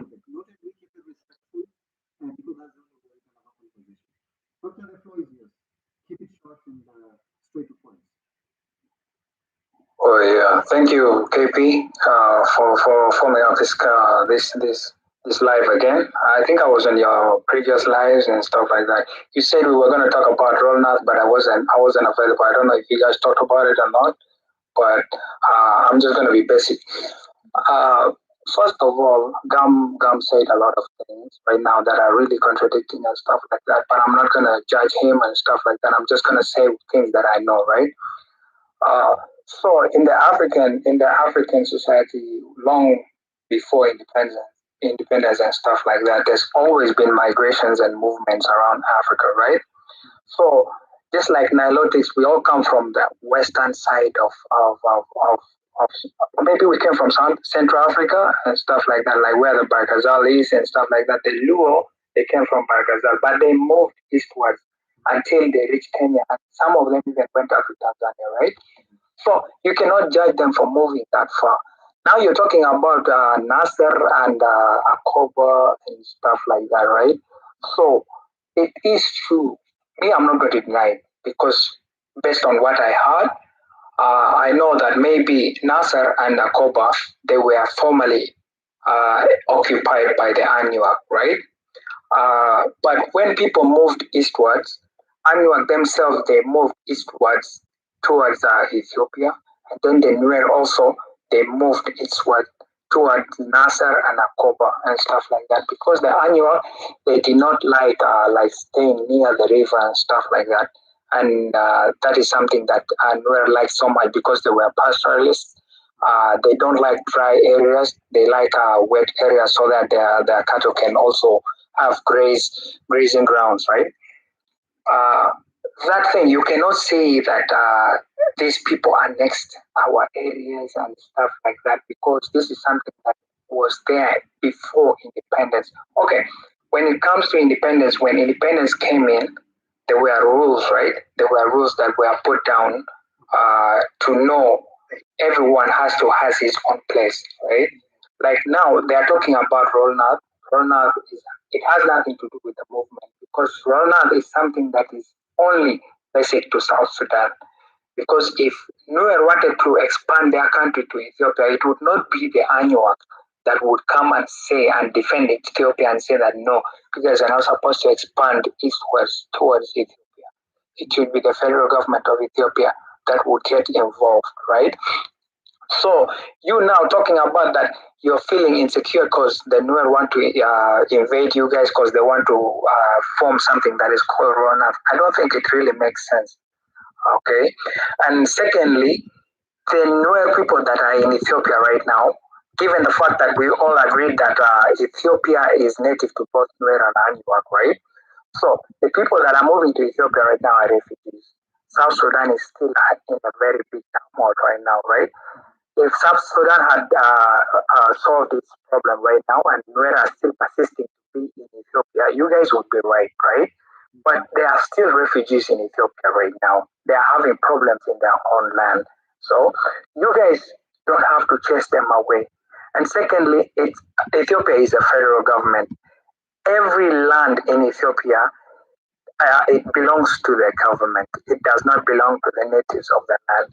The government has the right to say that these people are supposed to stay here and stuff.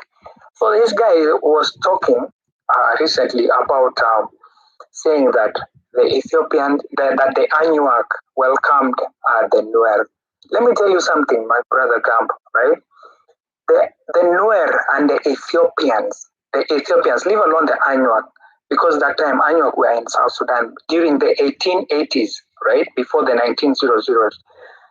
The NUER and the Ethiopians, they have a very, very, very, very, very tight political and spiritual ties between the two of them, right? So when the Italians invaded Ethiopia, the Ethiopians themselves came to NUER land because we had a spiritual leader called Mundeng. Mundeng is a spiritual leader in Akoba Central, right? A place called Wat. He was a spiritual leader. The Ethiopians came to NUER land and came and asked for blessings from Mundeng himself, right? So they asked for blessing from Mundeng. Mundeng told them that you guys are going to get your independence. I'm telling you this thing right now. I'm not telling a lie. Okay, I'm not telling a lie right now. Even if you go back and Google it, you would find it. And since they were blessed by the guy called Mundeng, who was a NUER, Ethiopians went back and got their independence. From then, NUER and the Ethiopians, the Central Ethiopians, not these Western Ethiopians who are the ANYWAA and the rest of the NUER, right? The NUER and the Central Ethiopians, they became politically tied together, right? So the Ethiopians say that NUERs are very much welcome in Ethiopia, no matter what time or no matter when they want to decide to come to Ethiopia, they are always welcome because Ethiopia is now like their land. It's not something that ANYWAA came and said, right? Because even of recent, the central government said that you, ANYWAA, you are the minority and the NUER are the majority. What do you guys think? Because for us, the Central Ethiopians, we are willing to let you guys fight it out, right? But the NUER says that no, we don't have to fight it out. Because ANYWAA, we understand ANYWAA, because ANYWAA, we've had recent history with them, right? We had a previous history with them, so they are right to feel the way they are feeling right now. And we understand that. But the fact that we don't want to take their land is the one that gives us this courage of saying that no, we are not going to fight it out. We are going to, because the ANYWAA, even up to now, they are staying in South Sudan. This place is saying that it's been taken away from them, called Akoba. Even up to now, they're in Akoba right now. Even in Panido, there is a place called Panido in South Sudan. They are still there up to now, right? So this thing of saying that,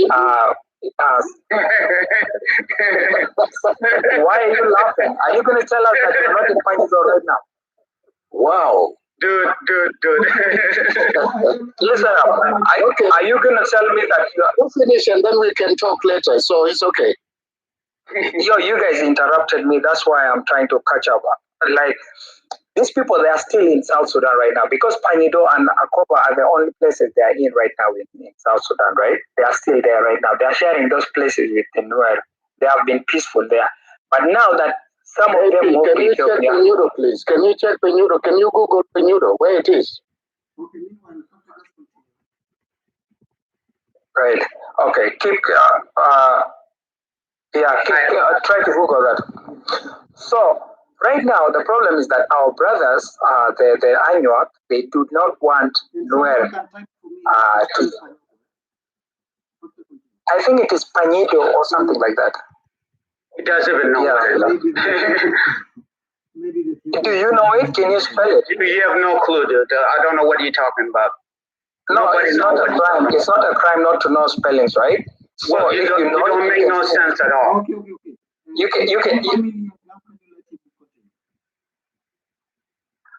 Right. So the Ethiopians, like the ANYWAA who are in Ethiopia, that are denying access to refugees, I don't feel like it makes any sense because these refugees did not tell you guys that they're going to stay there forever. And first of all, they have had their families that have been in Ethiopia who are Ethiopians for a very long time, for more than almost 100 years right now, right? because Gambella is just on the border of both Ethiopia and South Sudan. There is some part of NUER who are on the Ethiopian side and others on the South Sudanese side. So right now, if you have a problem in South Sudan, you are free. You can join your brothers, right, on the other side, and vice versa. If those people have a problem in Ethiopia, they are free to come to South Sudan because they both have their brothers. The ANYWAA have their brothers in South Sudan, and also the NUER who are Ethiopians have their brothers in South Sudan, right? So they can come through to their brothers. So I just don't know why you guys keep contradicting statements and stuff like that. But for me, I find it like it doesn't make sense. The only thing that we can do is like we can co-live or we can coexist together and let the government do its job, because there's no nowhere who is going and attacking ANYWAA. It is the ANYWAA who are like ambushing people on the roads, taking laws into their own hands and like that. If you guys do not like being in Gambella, you guys are supposed to report it to the central government. Not taking the laws into your own hands, it does not make sense. Okay? So thank you, KP. I'm going to leave it here. If there's anyone that has a question, you can ask. Maybe I'm going wrong, but the only one I got is on the Ethiopian side and not on the South Sudanese side. I'm not sure if I got it right. Yeah, you are right. Can I clarify something here? He hasn't spoken. Okay. Oh, yeah. Go ahead, Mayor. All right, I will clarify some point. No worry, brother. Yeah, brother KP, Jalua. Oh, bro, KP, I'm so sorry. I must have misnamed the place. It is Pinchala. It's Pinchala. I'm so sorry, guys. You guys are right. That's all right. Okay, no worry. We will. Yeah, first of all, I want to say thank you, KP Jalua Abroad, Eriko Mano, for bringing up, this wonderful topic so that we can have a conversation. This is the nature of human being. We just need to have a conversation. We need to talk about things. That's how we get solution, how we tackle things and come about, something that will be resolved. And my name is Mer Omot. I am from the ANYWAA. I lived in Gambella. I worked there. And I just moved to the Western world recently, but all of my life I was there, experiencing everything, most of the things that had happened back home. I was there, and I went through a lot. And I would say I am an example of the thing that is of the thing that is happening back home there. So coming to the point, I just need to correct few points before I say what I want to say. First of all, the viewpoint that I want to correct, it was 1950. 1950 when 4 families from the NUER came to Akovo. Nasser, what's called NUER, we talked about it already 2 days ago when you start the show. I've been listening. And for those who came today, please refer back to what has been said. Therefore, you can understand a lot of history about that. But let me mention just 4 names. There are 4 families from the NUER who just came to Akovo. Nasser was originally from ANYWAA. There are some ANYWAA native who still remain there. There's a guy also who lives in Norway currently. Used to talk that he's a chief of NUER, and our origin is from the ANYWAA of NUER. He used to talk. The NUER themselves, they know it. It's not that something that we just lied about. It's history and it's fact, and we have everything documented in the history of South Sudan, and we have lots of books that reflect the truth of what we are just talking about. We're just talking about not only history, but it's just something that is happening there. So in 1950, there are 4 families that came to Akovo, and they have been accepted by the chief, because we've been led by the kings and chief. In Akovo, we have chiefs in there. The chief of ANYWAA accepted these 4 NUER family, originated from the NUER land or the Bentiu, and they just came there to resettle, looking for grassland, so that they can have a place to stay. And those family are Lualtian, who settle in Dekon, and it's also called Kai Boy for other NUERs, and Kok Diang, who settle, currently they call it Deng Jok. And the fourth family is Nying Cham Jok, and after 2 years later, he has been joined by another guy called Kodewal. So these people, some Kodewal just settled in Burmer. Burmer is ANYWAA names. And then they were with other people, which is John Luke, Taban Jush, Tayen Kok, Kodewal, and even the current governor of Akobo, of Jungle Estate, Dr. Riagai Kok. He was one of them. And at that moment, when missionaries were there, they are translating the Bible from English to the ANYWAA, which is the Luo of ANYWAA. They were doing the same translation before with the other Jaluo of Cholo, Chuluk, and Jopunywa, which is the Pari. Since our language are kind of same, they have heard of us and they come to Akobo so that they can do the translation. The first school that has been opened, the group of NUER that I is trying to mention, they study in ANYWAA language, not in NUER. These are the only family that has been there, and the people who are in Akobo, even if you ask Dr. Guy Kok, he will explain that I was there part of the school and I learned in ANYWAA. And that was just, those are the lucky NUER more who crossed the border that has been set by the British, which is 101, 1956. This is the truth, guy. We cannot lie. We just need to say fact. The land has been taken, yes. It's late 1950 when the NUER came there. So this need to be clear. Once you have taken, just say yes. It is not a crime to say yes.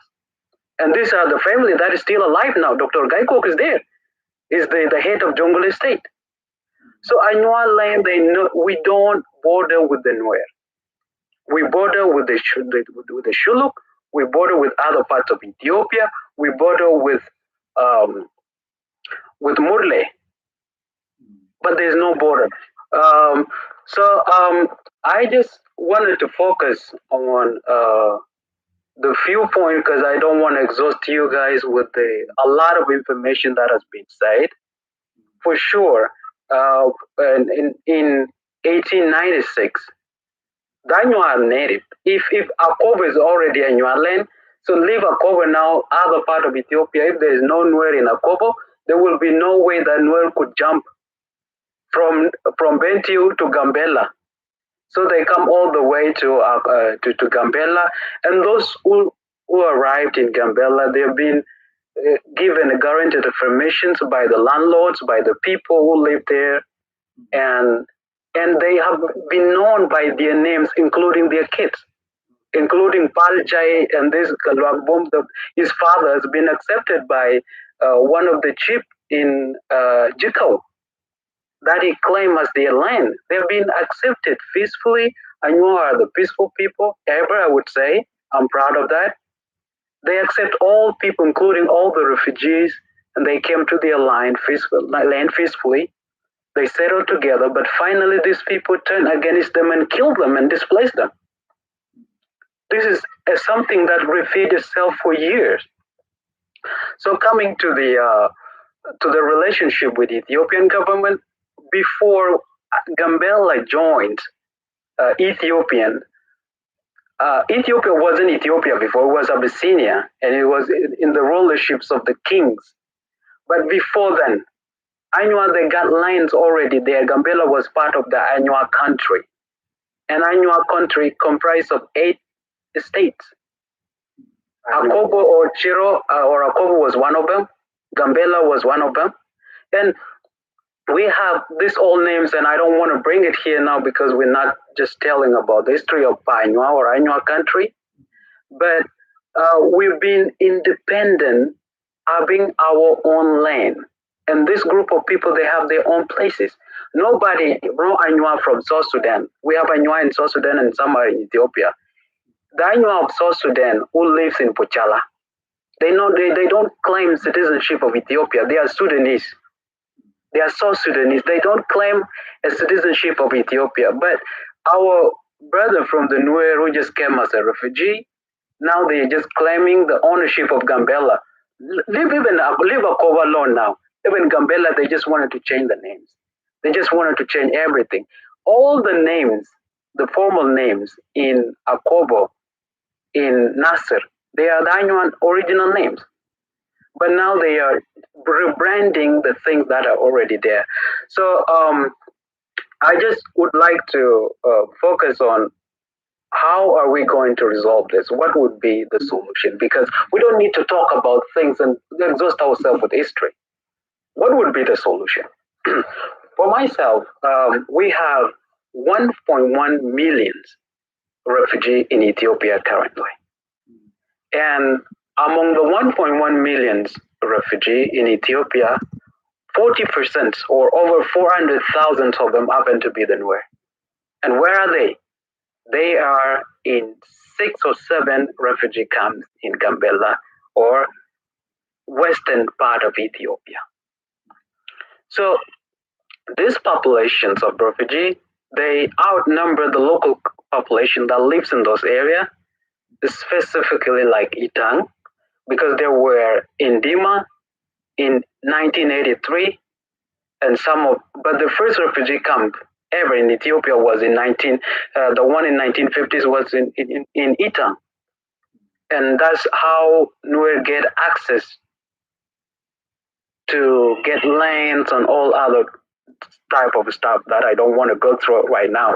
So this 1.1 million, which is 40% of them happen to be NUER, they are they come with a lot of problems. Because if the total populations of the refugee are higher than the local community living there, that's going to affect them economically, socially, politically, and all other means.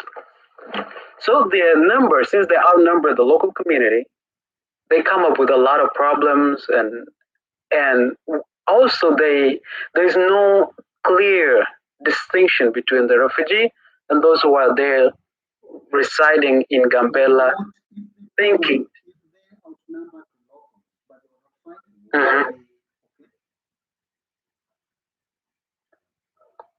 Yeah, they are more than the local community in Ita. And no, that's not the concerning issue. The concerning issues they are killing the locals. They are taking the land. They are massacring. Hey, let me finish, Vodka. You've been given a chance, and you will speak. You're contradicting, but it's okay. You go ahead. No, I'm not at all. No, it's okay. I know what I'm talking about. Yeah, so I know what I'm talking about. So these old people, they just come with all their problems. They're killing people. They're raping women. They're displacing the local people. For example, 2 years ago, they just went to Jor and killed people there. And as we spoke about it yesterday, they are harmed. They got guns, and even some of the NUER themselves, they just affirm that they are refugees that carry guns, that they have been allowed to have ammunition. There's no law in United Nations that says a refugee could carry a gun. And last month, a few weeks ago, they chopped off the head of a person, and we have seen everywhere in the social media carrying a head of a person that they just cut off. Imagine, and that is one of the local. And the brutality, the level of brutality and killing that had been done by the refugee is beyond the words of mouth. And Ethiopian government has chosen silence about this thing. Ethiopian government is getting paid $8 every single day for refugees, $8 per refugee. And they accepted it so that they can get money. They are gaining access of wealth through refugee. But refugees are not giving anything positive to the local community. So now the ANYWAA community are just saying enough is enough. We don't need these refugees. Let them be relocated to other regions of Ethiopia. Let them be repatriated to South Sudan. South Sudan is peaceful. Let them go back there. All the troops of SPLA-IO and the White Army, they are fighting against the local people. They are displacing them. They are killing them, and it is enough for us. We don't need it no more. So this is one of the could be a solution. The government is now in charge, and they are finding a way in which these people could resolve this thing. Before the former governments, like during Meles Zenawi and Alomariam Desalegn, most of the thing, when things had happened in Itzang, the government would report it as if it is ethnic-based conflict. But this is not ethnic-based conflict. This is a seizing of land. And one of the concerns has been raised by one of the ambassadors 4 years ago, ambassador of Ethiopia to South Sudan, ambassador by the name Neville. He addressed his concern to the Ethiopian government by saying, and it was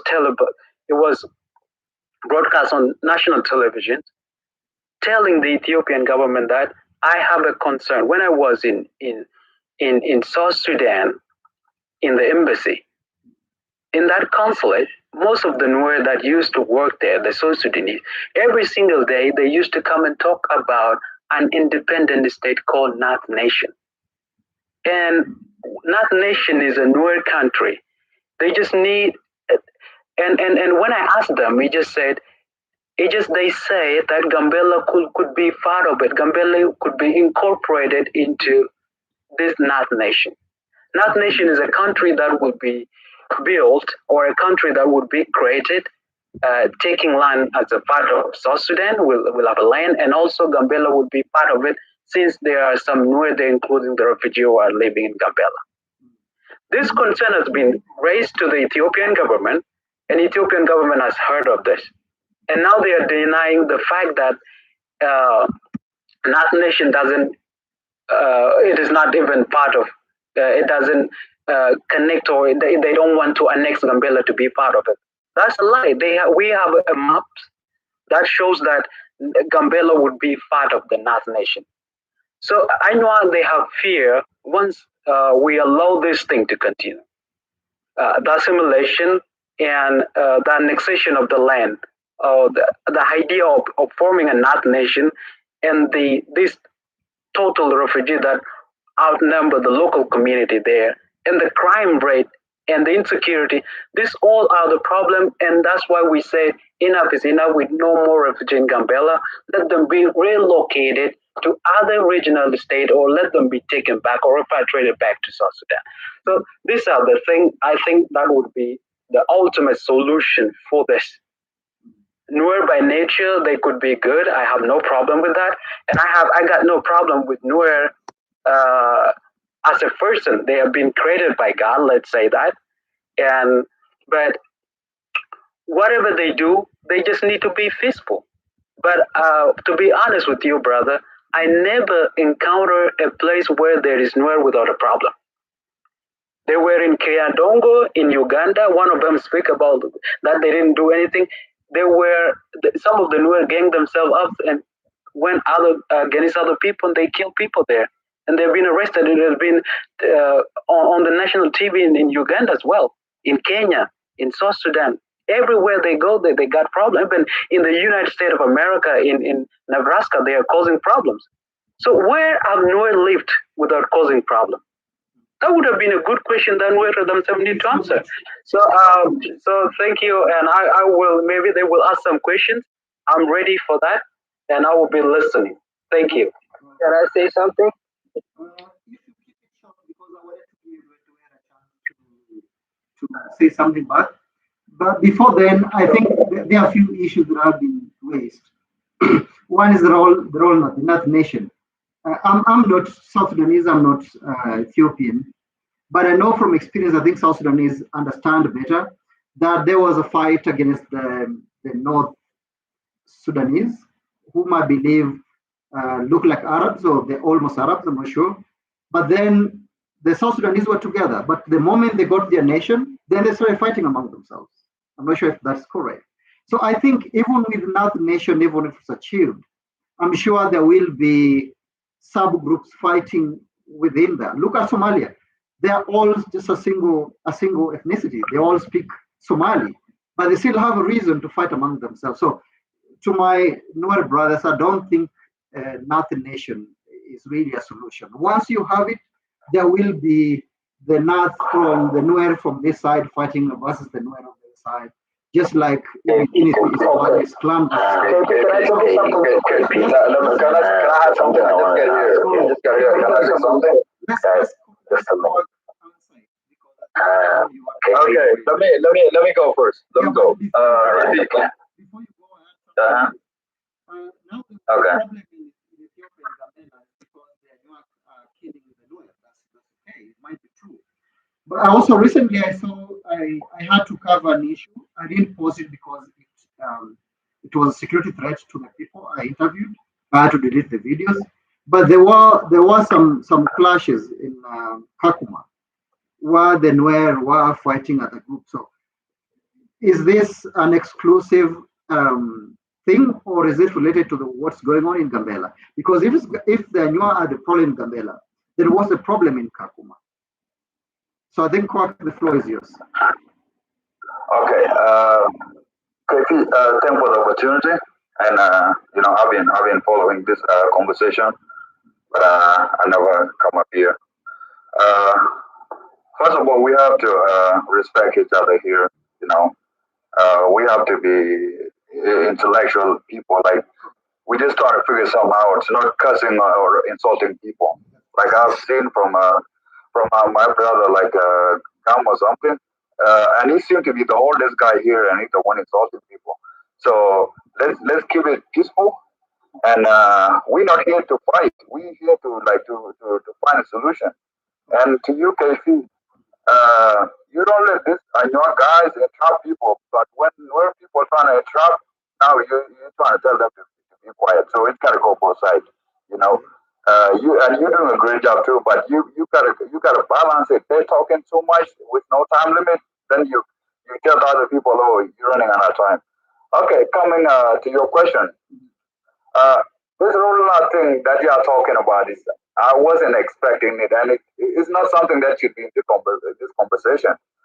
Uh, this rollout thing is an organization of some individuals, not even all NUER. It's just something that like they proposed, like when that war happened in Cuba.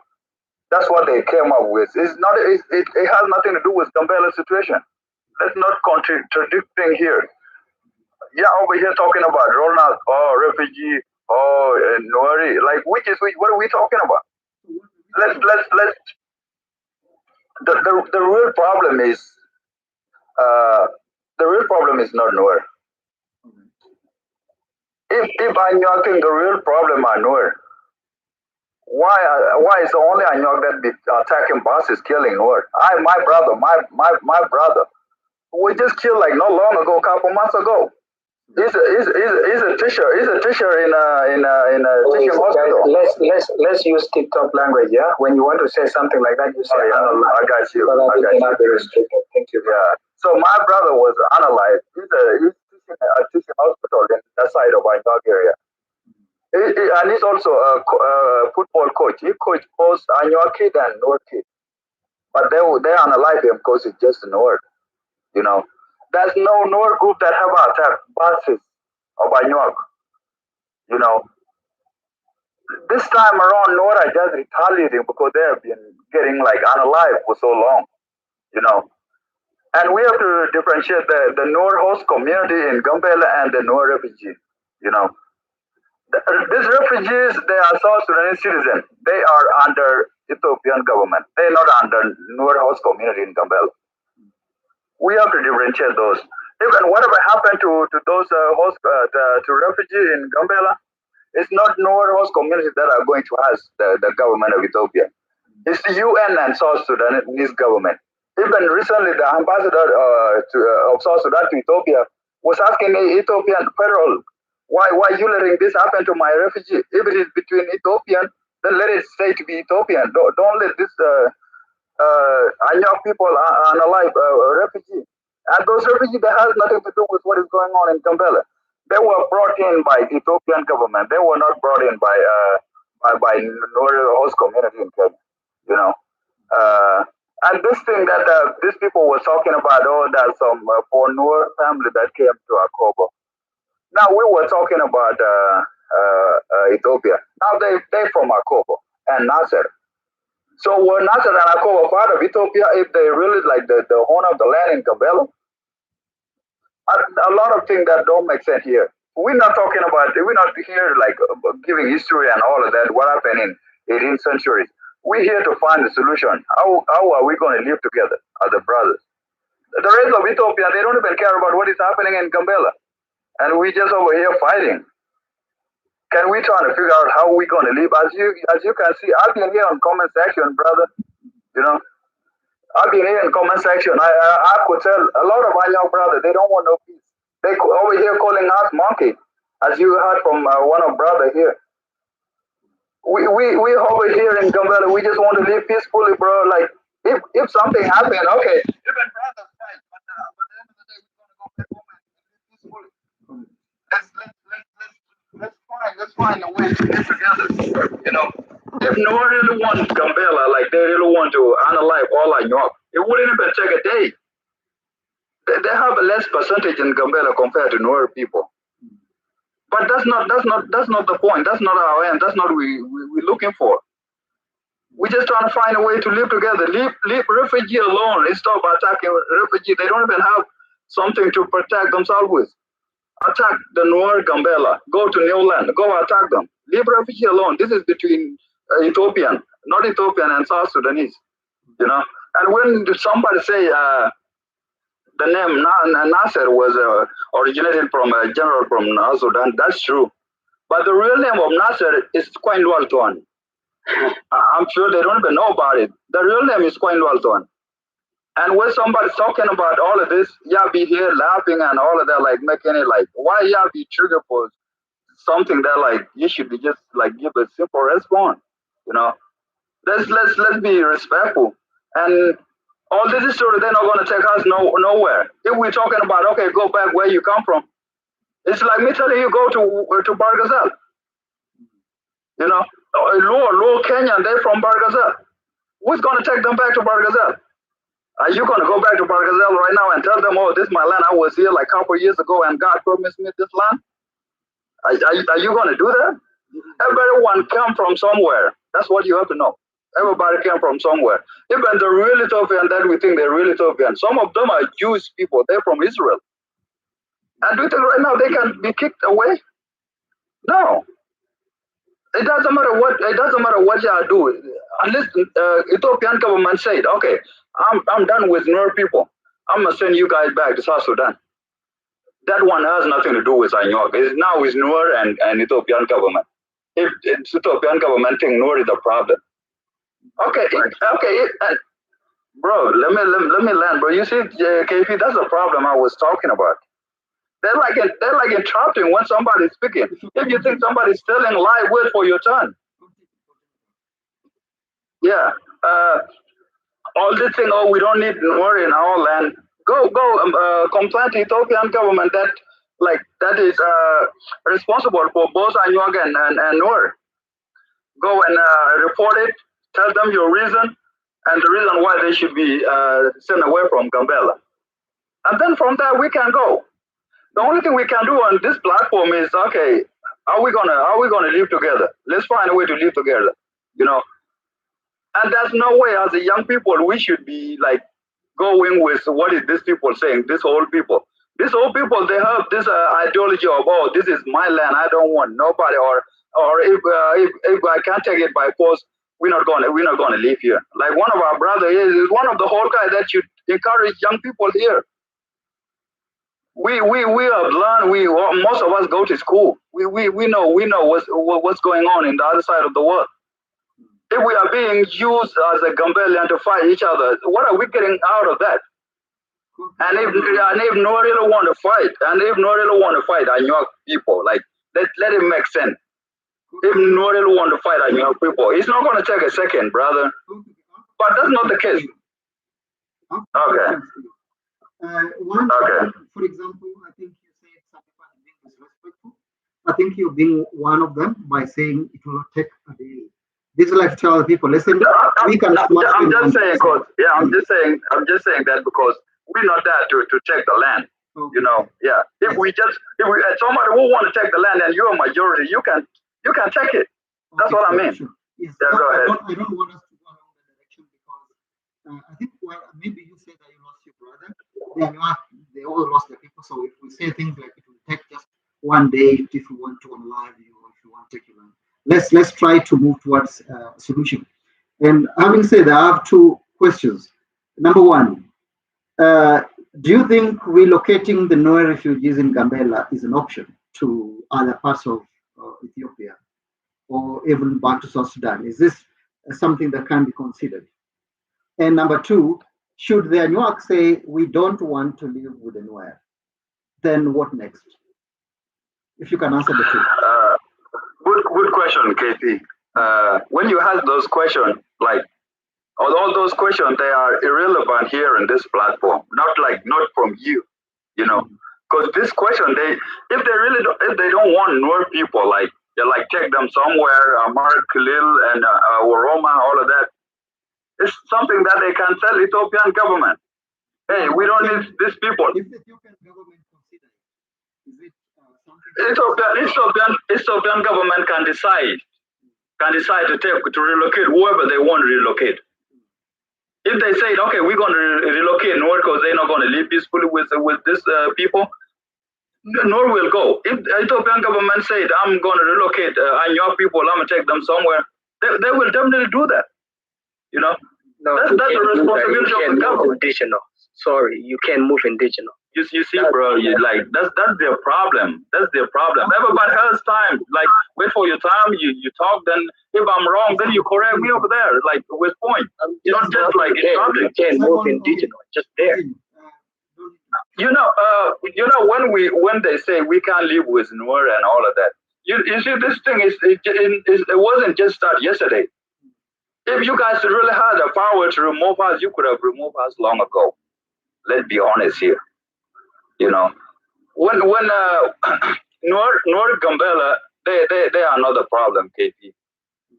You see, when Luo started having issues with Kikuyu, a lot of people were saying, "Oh, Luo are the problem," but they were not the problem. You know, Luo were retaliating because Kikuyu was trying to humiliate them. You feel me? And this is the same thing. They're over here trying to humiliate the majority. You know, we couldn't take that. As I say, my brother was killed. I'm not talking about NUER has losses. You know, even they attack refugees. They unalive almost 33 people. But that's it comes with war. It comes with war. Now let's forget about what has lost and what is no longer with us. Now let's just find a way. If the way is to relocate NUER people, go and submit your complaint to Ethiopian government. Then we see from there. If they say, okay, ANYWAA is the owner of the land, which is not true, even on the Google, it's both ANYWAA and NUER. We all know that. Then if they say, okay, relocate NUER people, okay, NUER people are gonna go. But just talking about it by mouth, it's not gonna help. Even the Ethiopian government don't even like ANYWAA because they've been unaliving people from highlanders. That's why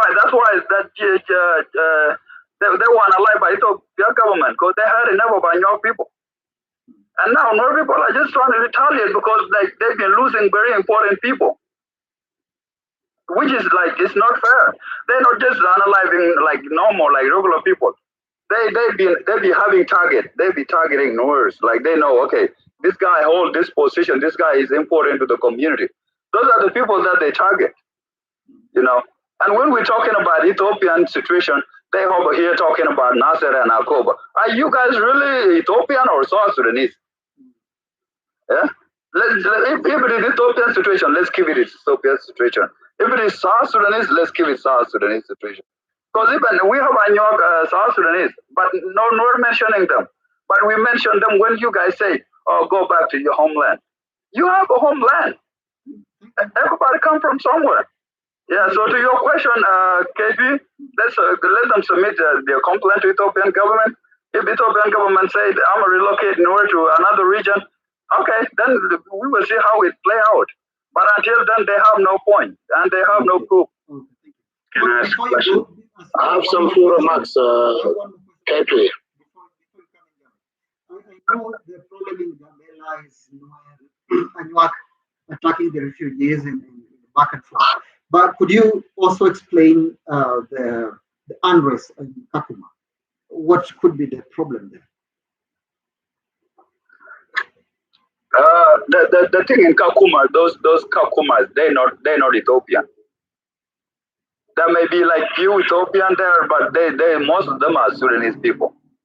And you know what is going on in South Sudan. Whatever they have going on in Kakuma, it has nothing to do with Gambella. You know. Yeah. When I was trying to document this, which I told you later on, to delete the videos because they reached out and said it's dangerous for them. I was told the NUER were attacking the other communities. Is that true or not true? And if true, then what could be like when they say NUER is attacking other communities, you know, that's a propaganda that has no proof and has no point. NUER live with Ethiopian, NUER live with Somalis, Burundians, Kenyan. When did you have you're Kenyan? When did you ever have that NUER people fight with Turkana? No days. The only people that NUER fight with are Dinkas because of what's going on in South Sudan. That's way far from what's going on in Ethiopia. So what please. In Ifo, I'm gonna tell you this. When NUER bro, you see, that's what I'm talking about, bro. Let me land. You're gonna get your chance. You're gonna get your chance, brother. When NUER people first bought it into Ifo, they had a fight with Somali. NUER people, they don't want to live with Somali, so they. Yelling is not helping your point, brother. Yeah. This guy is lying, PD. That's the problem. You will have your chance to. Okay, let me go. I think KP, you should be doing eliminated people. Like you should only allow people that who qualify to shut up and continue. You should only allow like intelligent people, like not just like these people from village. Yeah, thank you. NUER people only fought was Dinka, which is something that like it's like can be can be changed anytime. You know, if NUER are the problem, why NUER are not fighting the other tribe in Gambella? It's not only ANYWAA in Gambella. Ask yourself that question as the host or neutral people. Why NUER are not fighting Majanger, Opo, and the other tribe of Gambella? If NUER are the problem. Huh? They did not attack people in Kakuma apart from NUER and Dinka fight. That's it. But they didn't fight nobody else. I interviewed victims of that who want to run away. Last year, KP, can I answer to that? Okay, because I was the one who mentioned it first. Yeah, last year the ANYWAA community had a small disagreement, you know, small conflict. And even so, when in Kalbaye, which are in Kalbaye, and the majority in Kalbaye were the ANYWAA at that time. So they had this fight, and at the end of the day, they killed down alive a lot of like 2 to 3 NUER people. And after doing that, a lot of them fled from because they know, you know, the NUER will retaliate. They fled and left Kakuma, and they went to Ruiru. You can check that up. It was even in the news. So they were just in Ruiru. But after the elders sat down, we said we are all, actually they were South Sudanese, it's not the Ethiopian thing. So they said we are all Nilord, we are all one people, so let them just come back. So the NUER chose peace. Up to date, they're living peacefully, although they lost a lot of people that day. So I hope you get the point, yeah. Okay. Okay, can I say something? Can I come in? KP, let me ask you when we interrupt them, don't tell us nothing, because that's what we're going to do right now. Okay, let me say this. I think I muted Simon for you, so don't say that we and Not them and us. I'm muted. Moderator, I think there is something need to be clarified here before we move on. Yeah, Simon has a chance. Just very few points here. No, it's time for Simon. He had a chance here, but then we muted him. Simon, go ahead. Yeah, but I want to just give some background on what these people are taking. That these people are South Sudanese, the ANYWAA in Kalubei. Okay. You see, early on, gentlemen, I think I did say the solution to this problem is the truth, telling the truth. But my fellow NUER brothers here are left and right lying to the public. So, Kalubei refugee camp, those people who are there are Ethiopian ANYWAA who ran away from 2003 genocide. So if there are refugees of South Sudan who are in Kalubei or who are just in the northern part of Kenya, they are in Kakuma. So those people who were killed, earlier on I mentioned the fact that these people fought over a handkerchief just simply because a NUER stole the handkerchief from an ANYWAA boy. Later on, then he decided to, he discovered that from a NUER, and then the fight broke out. And he also claimed that the ANYWACs are majority there. How comes the NUERs are all in Kakuma? They all came. And by the way, I earlier on mentioned that this is the case that refugees from Burundi, Congolese, the Dinga of South Sudan, Dinka, they all ganged up against the NUER. Simply because the NUERs were the most violent in the refugee in the camp in Kenya. So that should be really just told in a very clear way. Let's not lie. It doesn't solve any solution. Secondly, my brother who spoke earlier on, talking about the fact that the NUERs are being victimized in Gambella, they are being attacked, they are being killed everywhere by the ANYWAC, and the ANYWACs are. This is something that we have discussed about it yesterday. There is no point of mentioning it again here. So we are repeating ourselves. So the cycle of talking of what happened, the ANYWAC side, the NUER side, we have all talked about this yesterday, and probably even the day before yesterday. So let the NUER know that the reason why, if there is any reason why the ANYWACs are killing the NUER, there is a deep-rooted issue of land, of refugees having guns in the refugee camps, which is contrary to the United Nations Geneva Convention. So the ANYWACs have said for long, and in fact this has been discussed here, that we have suffered for long in the hands of the refugees. And the refugees have been killing us. The refugees have been occupying our land. The refugees have been taking everything we own, destroying our environment, destroying our rivers, destroying our culture. You see, the ANYWACs are very hardworking people. They farm. Now they cannot farm. The NUERs are actually taking their land. The ANYWACs are hardworking. They hunt in the bushes. They cannot actually go now for hunting. Simply because of these refugees who are now in Gambella, who are violent, who are carrying guns, who are actually, intimidating every individual. This has been there for more than 70 years. And because of this, the ANYWACs are fed up. So if there is anyone who is killing the NUER on the road, there is a justification why they are killing it. Let's say it. The justification is that the NUERs are occupying the ANYWAC land. The NUERs are stopping the ANYWAC to farm. And the NUERs are always violent wherever they go. So why should you think, okay, you talk about Ethiopians, that the Ethiopians, you don't fight with them. Did you not rob them? Did you not loot their shops in the town? Did you not loot their shops in Lare?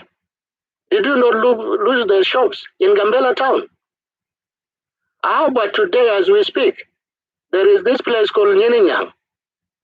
The business people, the Ethiopian business people have been looted by the NUER. So there is a serious issue now as we speak. Who did that is the NUER. That is one thing that needs to be underlined. Secondly, for you, NUER, to say that you have had a very good relationship with the Ethiopian people, referring back to the 1896 Adwa battle, when you don't have a border with Ethiopia, how can you communicate with these people? Eh? You don't have a border. In fact, even those people who came to be Ethiopian, now we call them, there was only one person who was actually given a chance to go and represent them, simply because the British has disputes with the Ethiopian over taxation. The Ethiopian government want to tax them, the British government want to tax them. As a result, so they have to agree with the economic interests. So some of them then were allowed to stay in Ethiopia by giving them a chance to be part of Ethiopia. That was a recognition. So there is no reason why you can claim that the NUERs have always had a good relationship. In fact, this is what I've heard. Earlier on, you said that Galwag Bumpal is a veteran politician in Gambella. Since when? Galwag Bumpal is a young man who joined politics recently in Gambella. After graduating, he was given a position in Gambella. But because of his hate against the ANYWAA, this man is the cause of this war in Gambella today. One of them. But if you talk about Tuatpal, which yesterday I discussed about, Tuatpal was not a governor in Gambella. He has never governed Gambella. By the way, let the NUER recognize Joshua Opal Delwal. Joshua Opal was a governor of Gambella. So this man was administrator of Gambella during the Derg regime. But Tuatpal was a party secretary. He was nobody. So Opal Delwal was a governor of Gambella and he's a NUER. Although we know that he is biologically ANYWAA, but he was assimilated by the NUER. So that is why we are talking about the genocide that the NUER have committed. That is why we are talking about the assimilation that the NUERs have done. So if someone wants to live with you peacefully, would you think of assimilating someone? No. So that is why we are saying enough is enough. The refugees need to go somewhere else. Also, stop making the narratives that Gambella belong to you. You even went to the extent of saying that the name Gambella belong to the NUER. Do you even have a place? Do you even have a place? Okay, let me just finish. Let me conclude. The area in Gambella, there are so many areas there. Those areas are all ANYWAA names. Even the surrounding is all ANYWAA. They are all ANYWAA names. So there is no NUER name there. So we, as I said earlier on, we want to discuss this with the Ethiopian government. We don't want refugees. Let the NUER, it's not only the NUER, by the way, we don't even want any refugee. Whether it is ANYWAA, whether it is anything, let them go wherever they come from. I have a question for Cobb. Yeah, so we are tired of that.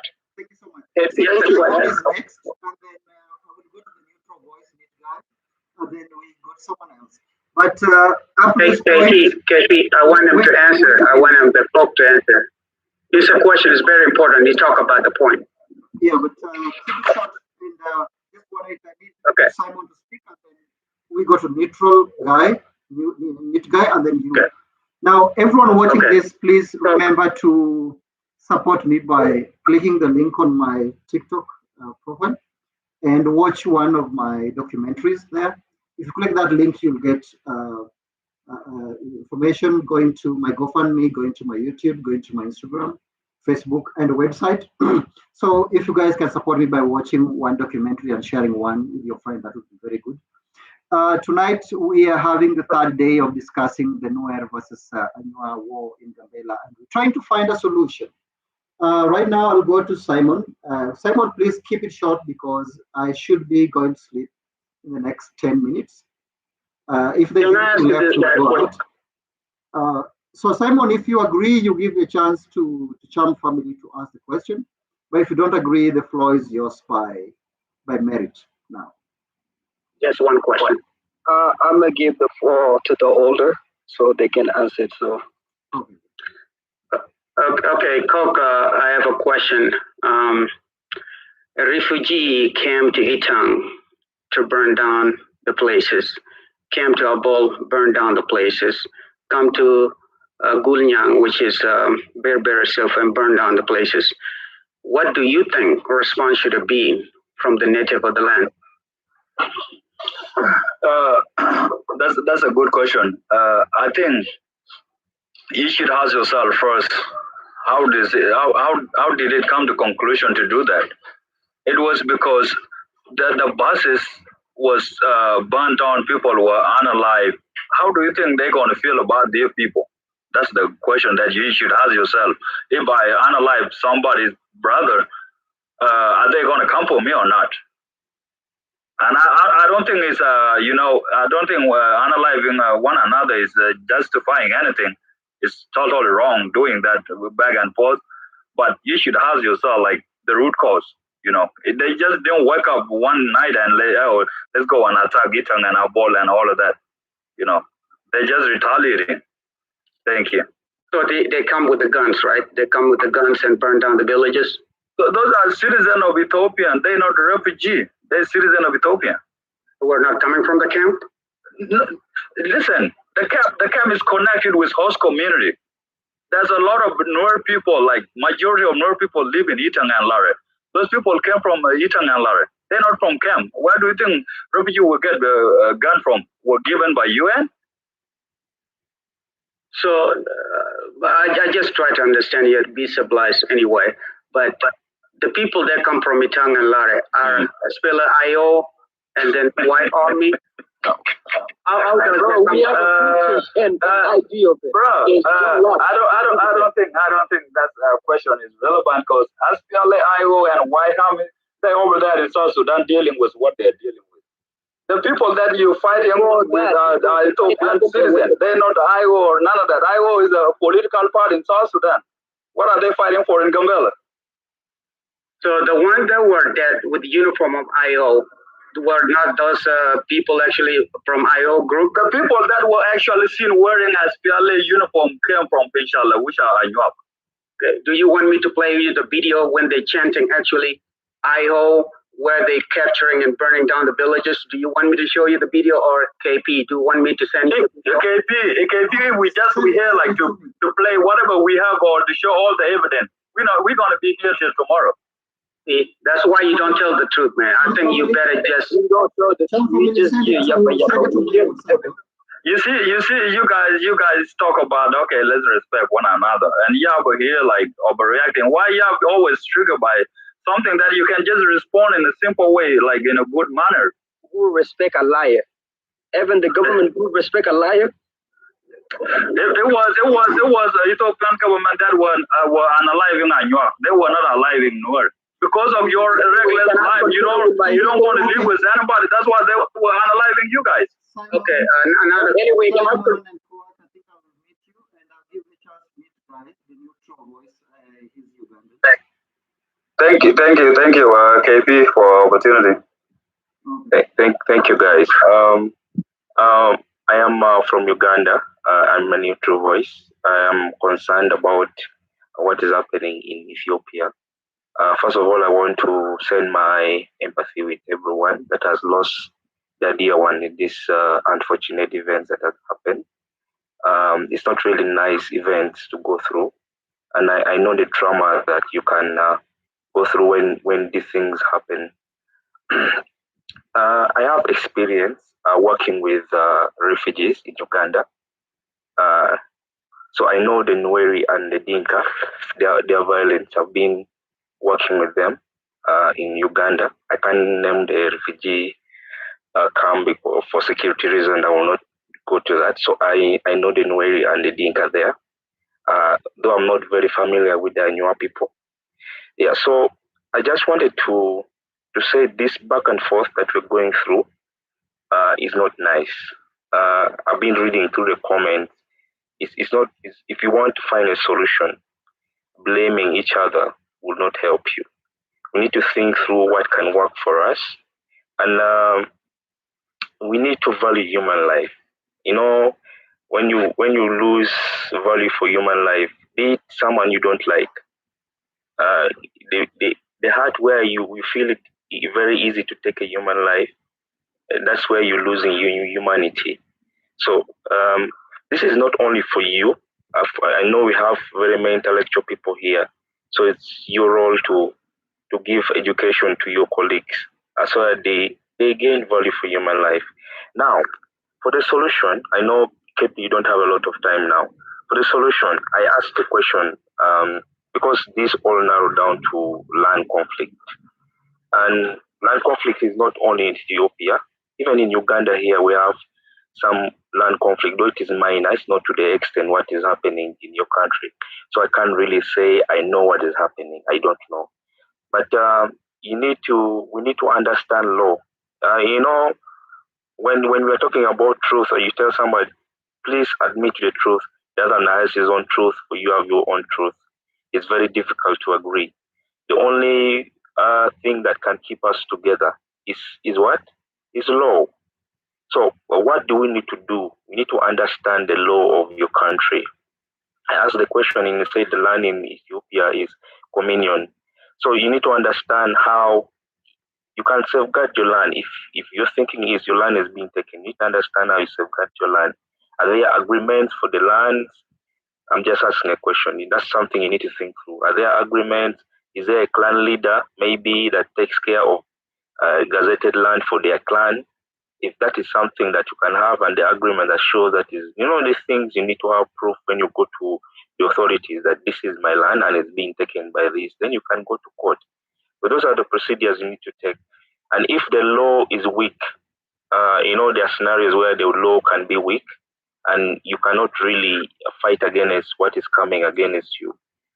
And there's a way you can go civic and advocate for better law to safeguard you rather than going to fight people. Because at the end of the day, you're going to lose your family. So, and it's also our role. If the law is really okay, it's your role as a person who is land. As I said, we have a lot of people who know history and intellectual people here. The laws, international laws and Ethiopian laws. So we have people that are fighting in the villages. Advocate. If you know some leaders, talk to them and you distribute this law and teach them civic education about how the anxiety they have about their land, how you can safeguard it in a lawful way rather than having these fights. So it's your role. It starts with you and goes to the other. And you need to think about your mental health also. There's a law of consequences in mental health. You need, before you do anything, think about the consequences. Think ahead. When I do this, what are the consequences what is going to happen to me when my action goes into place? So that is something that you need to think about, and you teach your brothers too, because it is not only you that can cause a change. Teach your brothers, even your leaders. Your leaders don't know anything. By the way, we need to be very careful with propaganda. Politics is a very beautiful thing and is necessary for us to live in every society that we have in. Politics is very necessary, but we need to be careful with the propaganda some leaders push. Because some of these propagandas, like I've heard the North Nation, some of these propagandas are to the deprivation of our society. It kills us. It makes people hate us. It makes our society disappear. Why would you be when you find your beautiful culture as a NUER or as a NUER has disappeared across the earth because of this propaganda that's being pushed? So when someone starts a very dangerous propaganda, it's your responsibility as someone who is affiliated. If you're a NUER, your fellow NUER start a very dangerous propaganda, talk to them and say, this is not good. Stand in a group of people who are thinking towards the right way and stop the propaganda before it becomes very dangerous towards you. So it's very necessary. Yeah. So I wanted to give you this advice, and I hope you take it seriously, not only to you, but to your entire community. Start slowly. Be the leaders. I know you have a lot of young people here. Be the start of good deeds, not only war. Start spreading good words.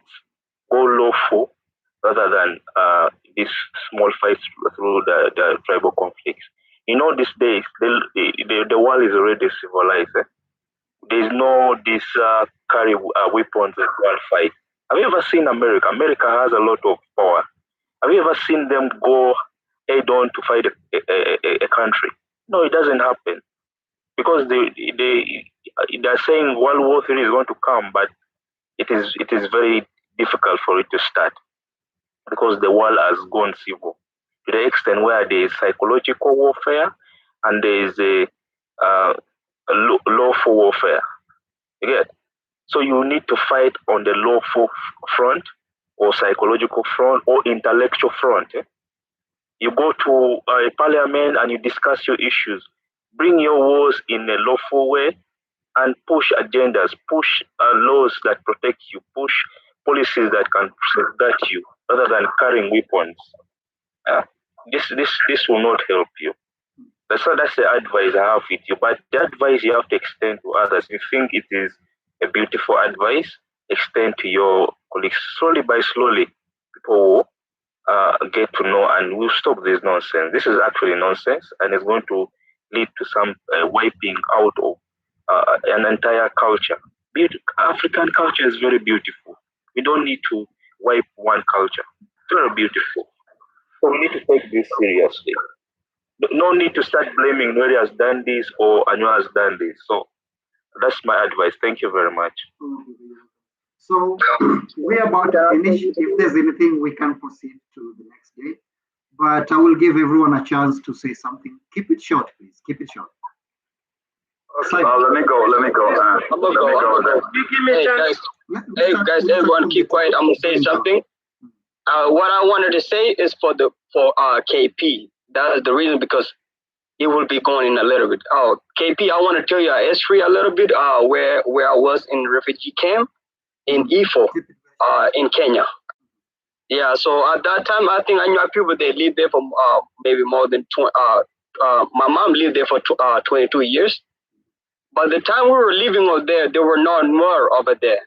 NUER was brought 2013 into Ifo. When they were put it in a place where they were mixed with Somali.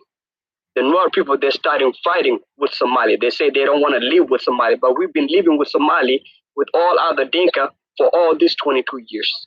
And then they start fighting with Somali in Ifo. And then the government of Kenya grabbed the NUER people and moved it into Agadera, 30 minutes away from where we live. After we move it to where we live in Agadera, after they moved it into Agadera, they don't want to live with the Somali again in Agadera. And they start fighting. And they moved those people back and they brought it back into Ifo in a place where there's a police that watch them, security, because they refuse to live with the neighbors. But let's say, as I say, ANYWAA, Dinka, Somali, and all other ethnic groups, they were living together for 22 years. But after the NUER people come 2013, after the war that happened in Sudan, and they were living together with Somali, they don't want to live with Somali. And they got moved. They moved it back into Agadera. They don't want to live with Agadera. So that's the first thing that I want you to know. Second, when they say the treaty, the spiritual between Mundeng and the Ethiopian, those is during the King Haile Selassie. That time ANYWAA, they were in war fighting with Italian. Okay, gAMBELLA is already into Ethiopia, but they did that. King Haile Selassie went to Mundeng and prayed, where they were saying to have a fight and get independent from those Italian. After they did that, they were promised where to stay, and where they promised that they brought into ANYWAA.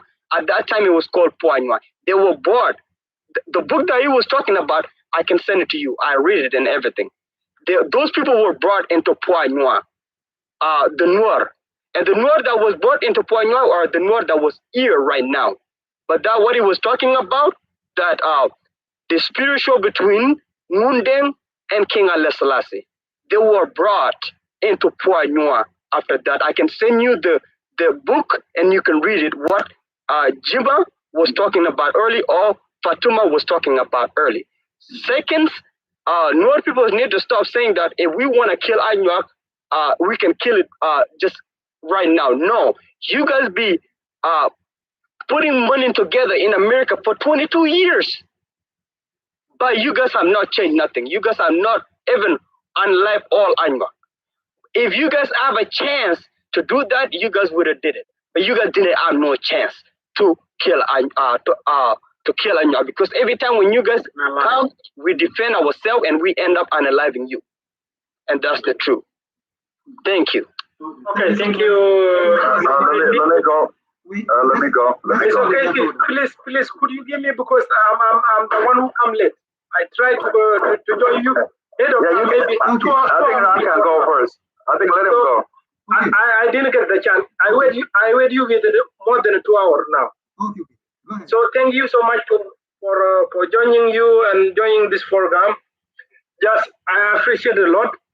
So I want to make it short, because you do have a time, and then I try my best before in order to join you, but I didn't get the chance.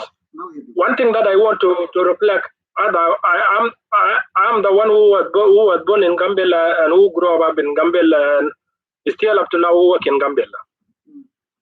What I know and what I understand is I come from both sides. My mother is from ANYWAA and my father is from NUER. I was born in Itang Kira in Itang. So all thing I have more detail from my mother's side and from my father's side. But what I want what I want to say to make my message short is that before 2016, back up to the beginning of Ethiopia history, after the beginning of Gambella history, ANYWAA and NUER, they do have a problem. But after the upcoming of Prime Minister Abiy Ahmed to power in Ethiopia, he come with the word Madamer in Amharic. Madamer means that coming together. If you go outside for political issue, you should have to come back to the country. So that agenda, it makes one of agenda, those who are NUER in Pinidu, who live with more than 21 years, they can claim their citizenship in Ethiopia. And according to Constitution of Ethiopia, if you live land with more than 10 years without an illegal issue, you can claim your citizenship. So within that agenda, the ANYWAA elite, they are the meeting in order to put this agenda to practice, to implementation. Because if we allow the federal government to allow this NUER refugees to stay in our land, other citizens, they will destroy our land in the near future, and we will not have a land. So they took this agenda into implementation, how to displace these people from the land. So at the beginning, they start to kill people, those who are from NUER side. And up to 2018, the reshuffling from the presidency started. From NUER, the one who the Gambella president at that time is NUER.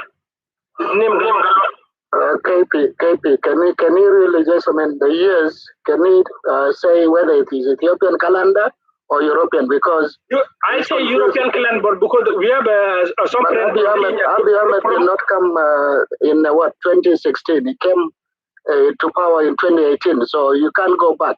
No, you maybe you didn't understand me. Let me finish my point.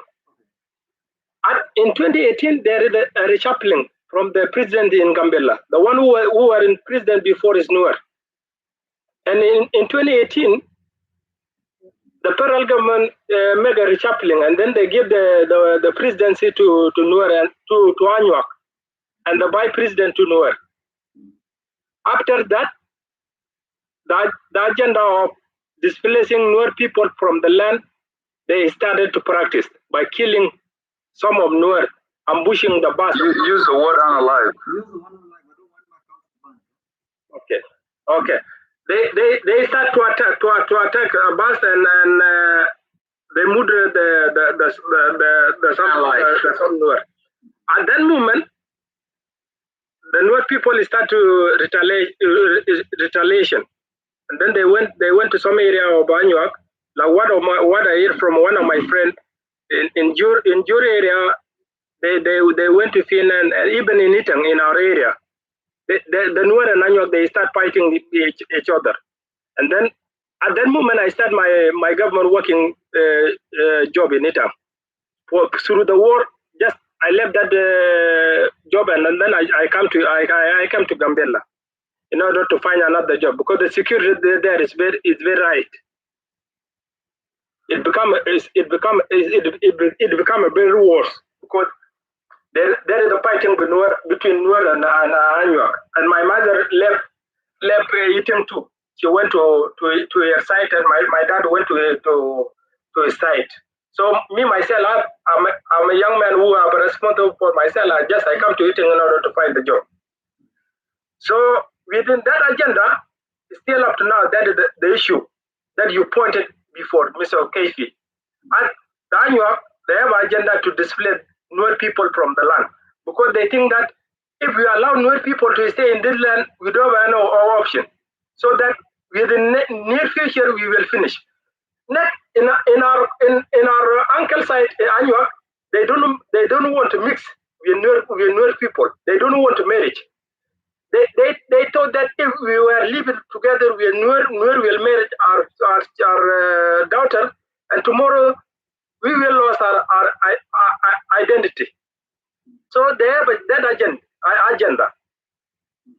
Because in ANYWAA culture, they when they marry, they are intermarried, they don't pay more than what NUER they are doing. Mostly NUER they use the cattle to marry.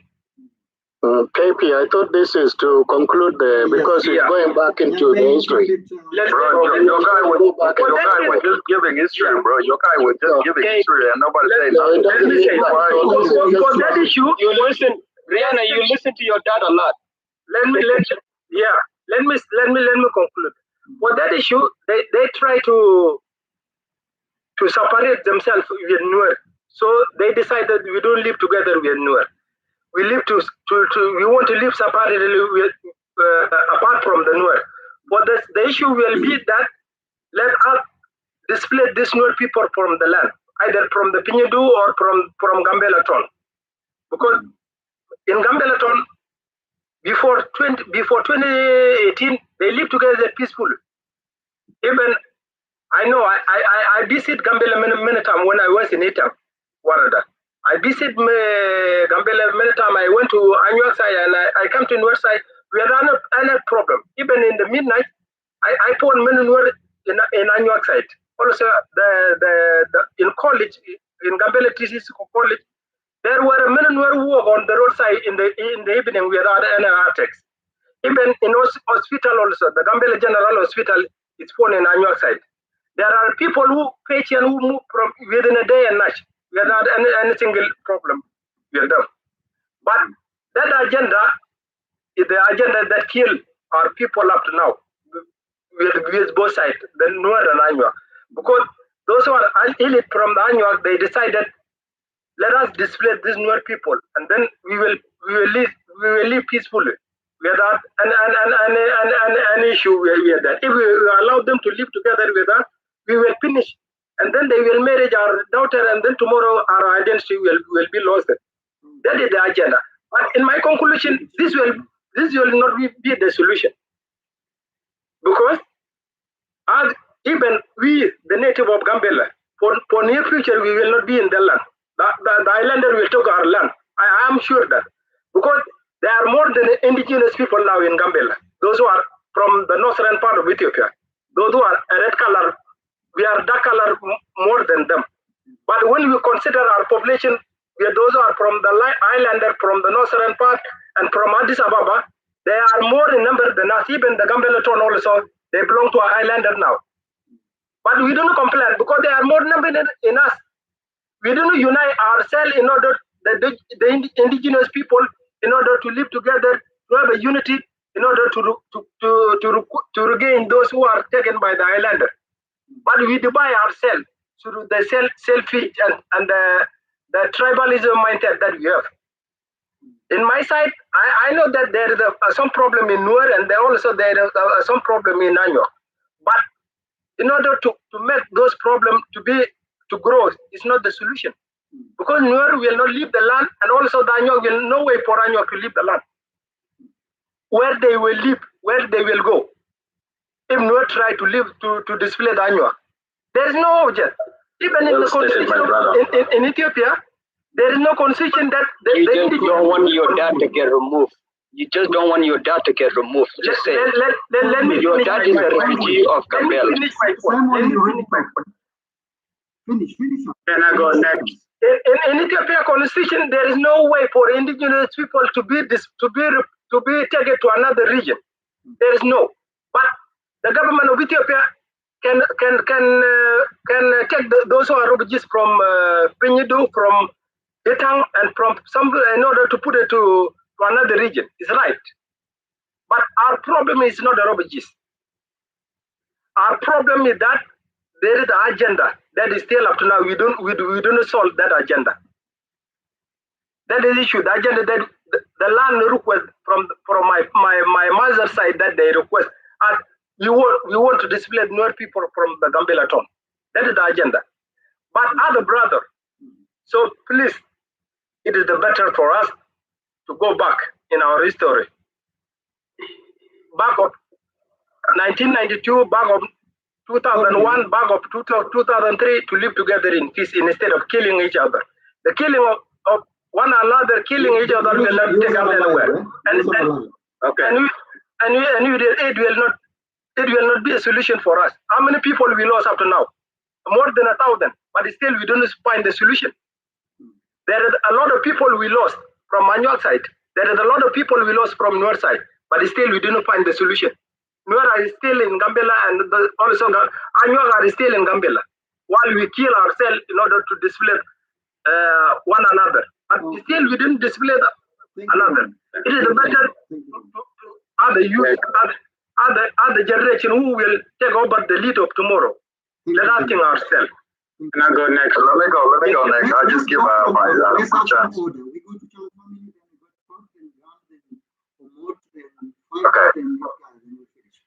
Okay. Gotcha. Okay. Let's agree that there's a difference between indigenous and citizens. And let's agree that anybody can be a citizen, but anybody cannot be indigenous. Anybody cannot be a native, but anybody can be a citizen when they gain a process of legalization to actually go to become a citizen.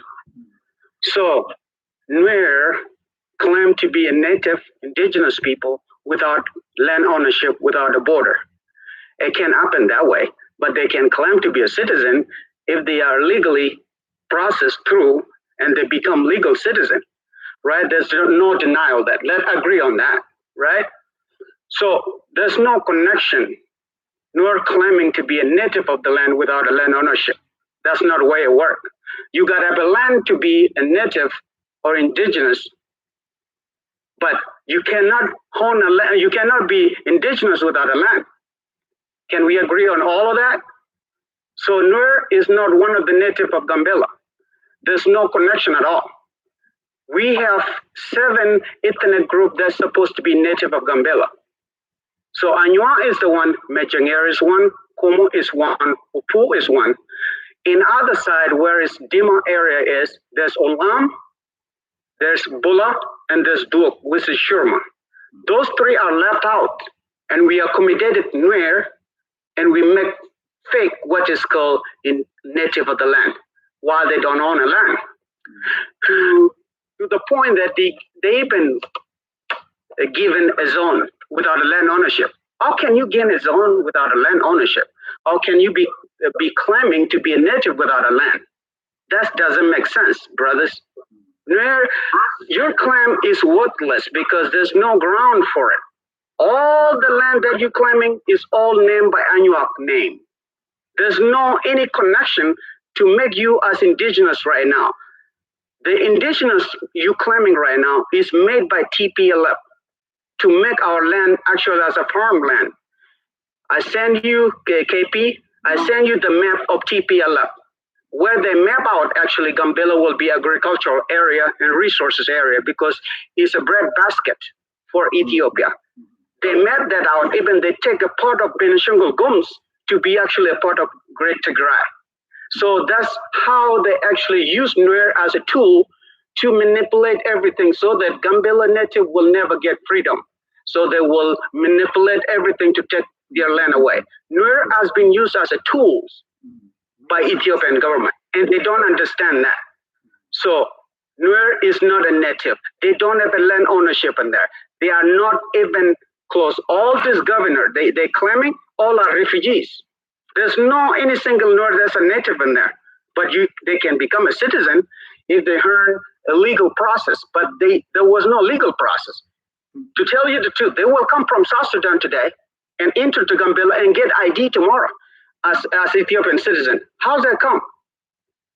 Can I just come to Kenya right now and enter to Kenya and get a Kenyan ID and become a Kenyan citizen? It doesn't work that way. So as I said before, anywhere that NUER go, they claim to be a citizen, they claim to be native. Even in America here, Nebraska, they say they are native of Nebraska and they're claiming all of that. Yeah, that's not the way it works. That concept doesn't work anywhere in the world. You guys gotta take out that notion that anywhere you go, you gotta be a citizen because that land belongs to God. No, that's not the way it works, man. Thank you so much. Thank you so much. Remember, we only have 6 minutes, so the other people, please try to keep it short to give room. Okay. Yeah, you see, like, whenever you guys speaking, nobody interrupting you guys, and we all know that all you saying are lie. And you know, because of the respect we have with each other and the platform, that's why we don't interrupt. So when the other fellow NUER is speaking, don't even interrupt. Don't try. KP, thank you for hosting us and for the opportunity. We really appreciate you. And you know, this is where, as a young people, we should come together and give our ideas and what we can change back home. And this thing is a political setup. Then they pump it into a civilian mind, and now it becomes a thing.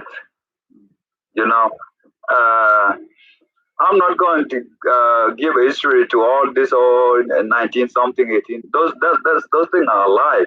Nobody here gonna come and like they're sending you all of those things, but I haven't seen him sending you like the papers that were signed that the land is belong to ANYWAA. I haven't seen them sending you that. You're also free to send it to me on WhatsApp. Yeah, so they haven't sent you that, and all this thing, bro, they're not gonna help. All we here to trying to do is let's work together. Let's find a solution. And we've been here since I don't know when. And none of them never say we want to find a solution and live peacefully with our NUER brother. All they say is, oh, we don't want to live with them. They're going to relocate, or they're refugee, they're monkeys. Like, you cannot call a human being monkeys. You see, I just mentioned it and you just hear like, John, that's the solution. The solution to ANYWAA is to go to so get it. No, I was just saying because they were going after us, but we're not saying nothing. So yeah. So we trying to keep it intellect here. So my point is, I'm not gonna go to like back and forth. Oh, we are right, we are wrong. No wrongdoing is justified by another wrongdoing. It's something that we should know. Right now, let's fight each other in gAMBELLA. Let's unalive each other. The rest of the Ethiopian, they're not losing nothing. We are the only people that are losing. And then after that, they will come in and, take our resources, turn it to their land. Then what are we gaining from that? Nothing. When we just be here trying to be like, oh, I'm right, I'm wrong. No. Okay, somebody got to say I'm wrong to end the conversation. That's what we want, yeah? So if I say, okay, I'm wrong, okay, it's your land. Are you going to say, okay, now you admit that it's our land, now you can leave. That's what you want us to say, yeah? And that thing is not going to happen. This land issues, we all know, like, traditional land issue is something that, like, it cannot be solved on media, you know? Yeah, it cannot be solved on media. If you really know, like, if you have heard somebody having land issues, leave about the entire Gambella land. Talk about, like, the land that you just, leave about the entire Gambella land. Talk about, like, the land that you bought with your money, like the houses. It's an issue. If the thing is like, yeah, if the thing is, let me land, brother. You had your whole time. You could have said whatever you want. If the issue is to relocate newer people, differentiate them with refugee. If the refugee are the problem, even newer people as me and myself, I can also advocate for that. If the refugee are the problem of Gambella, let them be relocated to another region. And then let's see if Nor Ethiopian and ANYWAA Ethiopian going to be peaceful or settled together, you know. But all this thing of taking like NUER community away from Gambella is something that can solve by government. We're not gonna solve anything. I would just suggest that let's all advocate for peace and let's try to live together. Let's try to find, okay, if that's criminal both sides, okay. NUER people can take their criminal to the government. You guys can bring yours. That's how we're gonna find peace. Like we be unaliving people, then the government arrest them. The next day you hear they out. How we gonna solve that problem, bro? All that we hear, yeah, all that we hear, oh, we want NUER to relocate. They're not gonna go anywhere. NUER been there for a very long time. If they were about to relocate, they could have done that. That's all this thing is. Yeah, all this thing is pointless. But the best point is let's put together our ideas and the youth, because we have a whole people here don't even know what they're talking about. Because the whole people are the reason why we are struggling as young people. They never help us with anything. All they do is pumping the wrong idea into our head so that we can yeah. Thank you. So let's work together. Let's bring peace to Gambella. Let's live together, brother and sister. And then there's no problem. The rest of Ethiopia, they will feel ashamed seeing Gambella people living peacefully because they're actually enjoying it, watching us and aliving each other.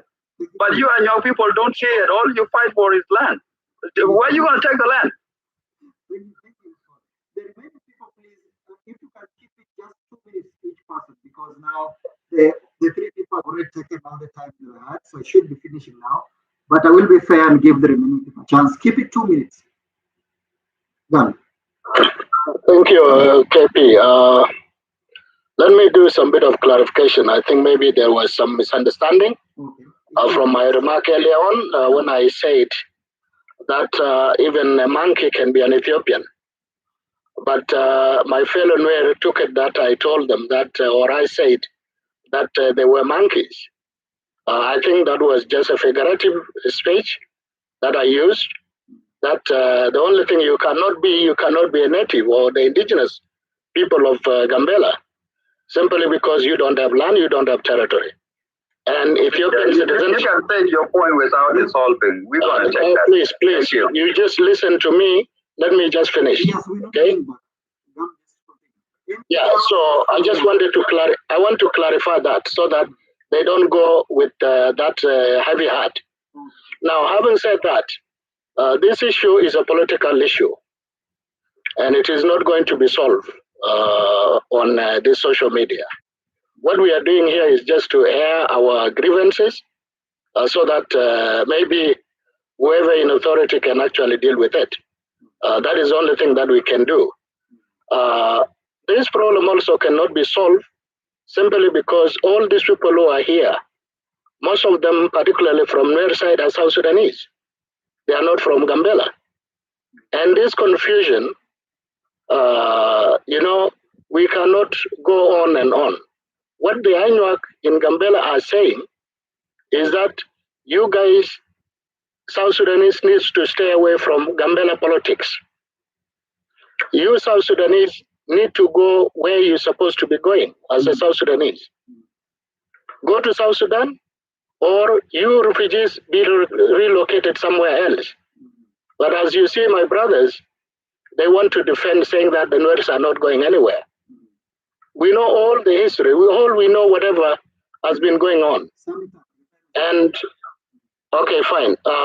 So what I'm trying to say here is this refugee issue, this confusion, that the fact that when you stayed in Ethiopia for more than 20 years or 10, this constitutional arrangement doesn't belong to the refugees. It's only for the Ethiopian. So there is that confusion. So what we need to do here is, if we want to find solution, the bottom line is, let us tell the truth. But if you keep on lying, not talking, telling the truth, denying the fact, then we are not going anywhere, and this problem will continue. And also, let you not just, judge the old people, as you said. You have not even done anything sensible.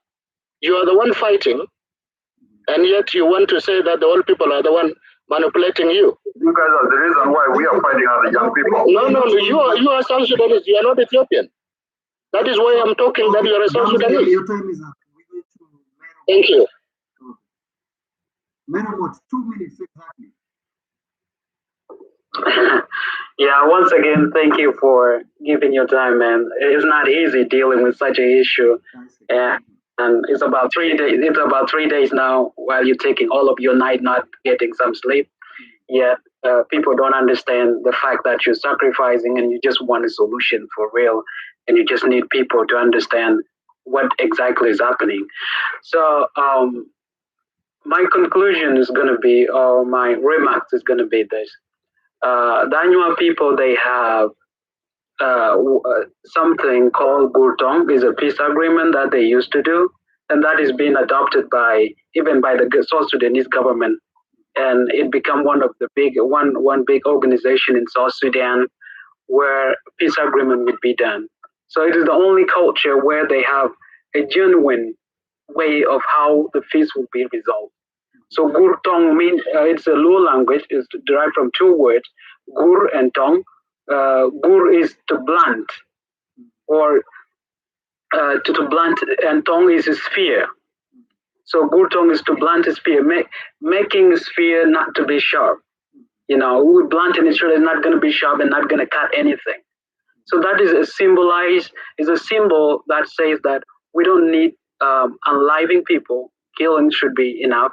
And we just need to reconcile, resolve the problem, and we just need to have a common sense of understanding one another. That is how they come along all this way. That made them lose a lot of life, and their land has been taken from all the way from what we talked about earlier about historical background. I'm not going to touch that. We have this culture that we just need to cooperate, live peacefully together with the people, but this group of people, they're not cooperative. So there is a project, or a project that has been that Ethiopian government did together with the United Nations agencies for the refugees. The project called the Comprehensive Refugees Framework. Refugee Response Framework, CRRF, the Comprehensive Refugee Response Framework. So this framework was made for the refugees who stayed in Gambella or any part of Ethiopia for more than 10 years to be guaranteed a citizenship or a lawful way of becoming naturalized to be a citizen. And in this case, there are fewer like those in Pinudo and other parts of Gambella or other part of Ethiopia that would be eligible for that program. But the thing is that when this program was discussed in May 2018, the local community was not consulted for this. And due to these things, the NUER, whenever they heard of it, they just said, oh, this is a good plan, it's going to help us, it's going to boost our number, and we have to create more chaos and problem. And that's why this whole problem, continue. And this shouldn't be a solution. Ethiopian government already, they are talking about that, and they just need to find another way. If they just need a refugee, since they are getting a lot of money from them, they should relocate them to another area. Gambella is not only part of Ethiopia that they could, naturalize citizen and put them there. NUER could be taken to other parts. Therefore, now the voice of the ANYWAA people, the voice of the native, we don't need any NUER refugee to be settled in Gambella. Let them be relocated elsewhere. Thank you. Now is 07. By 09, your time is up. The floor is yours. Right. Thank you so much. KP, man, just know that, man, I appreciate what you're doing. You are Kenyan, but you took your time, like, to solve this thing that's happening to your fellow brothers. Because me, I believe Luo and Nilotics, we are all one, right? Because there are some words we can say and we can understand each other. So for that, I can tell you, thank you so much for taking your time, bringing us up here so we can discuss about this. This is a very crucial topic, yeah? Because we're all brothers, and for us to keep unaliving ourselves like this with something that's so senseless, it doesn't make sense, right? But then there's some concept that my brothers, ANYWAA people, they don't understand, right?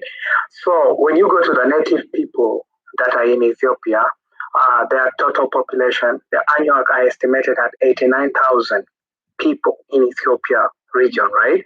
But then the NUER are estimated at 200,000 people. I'm not talking about the refugees, right? I'm talking about the native people that stayed in Ethiopia, Gambella region, right? So now, because these my ANYWAA brothers, they came from South Sudan originally, right? But then the majority of their population is in Ethiopia.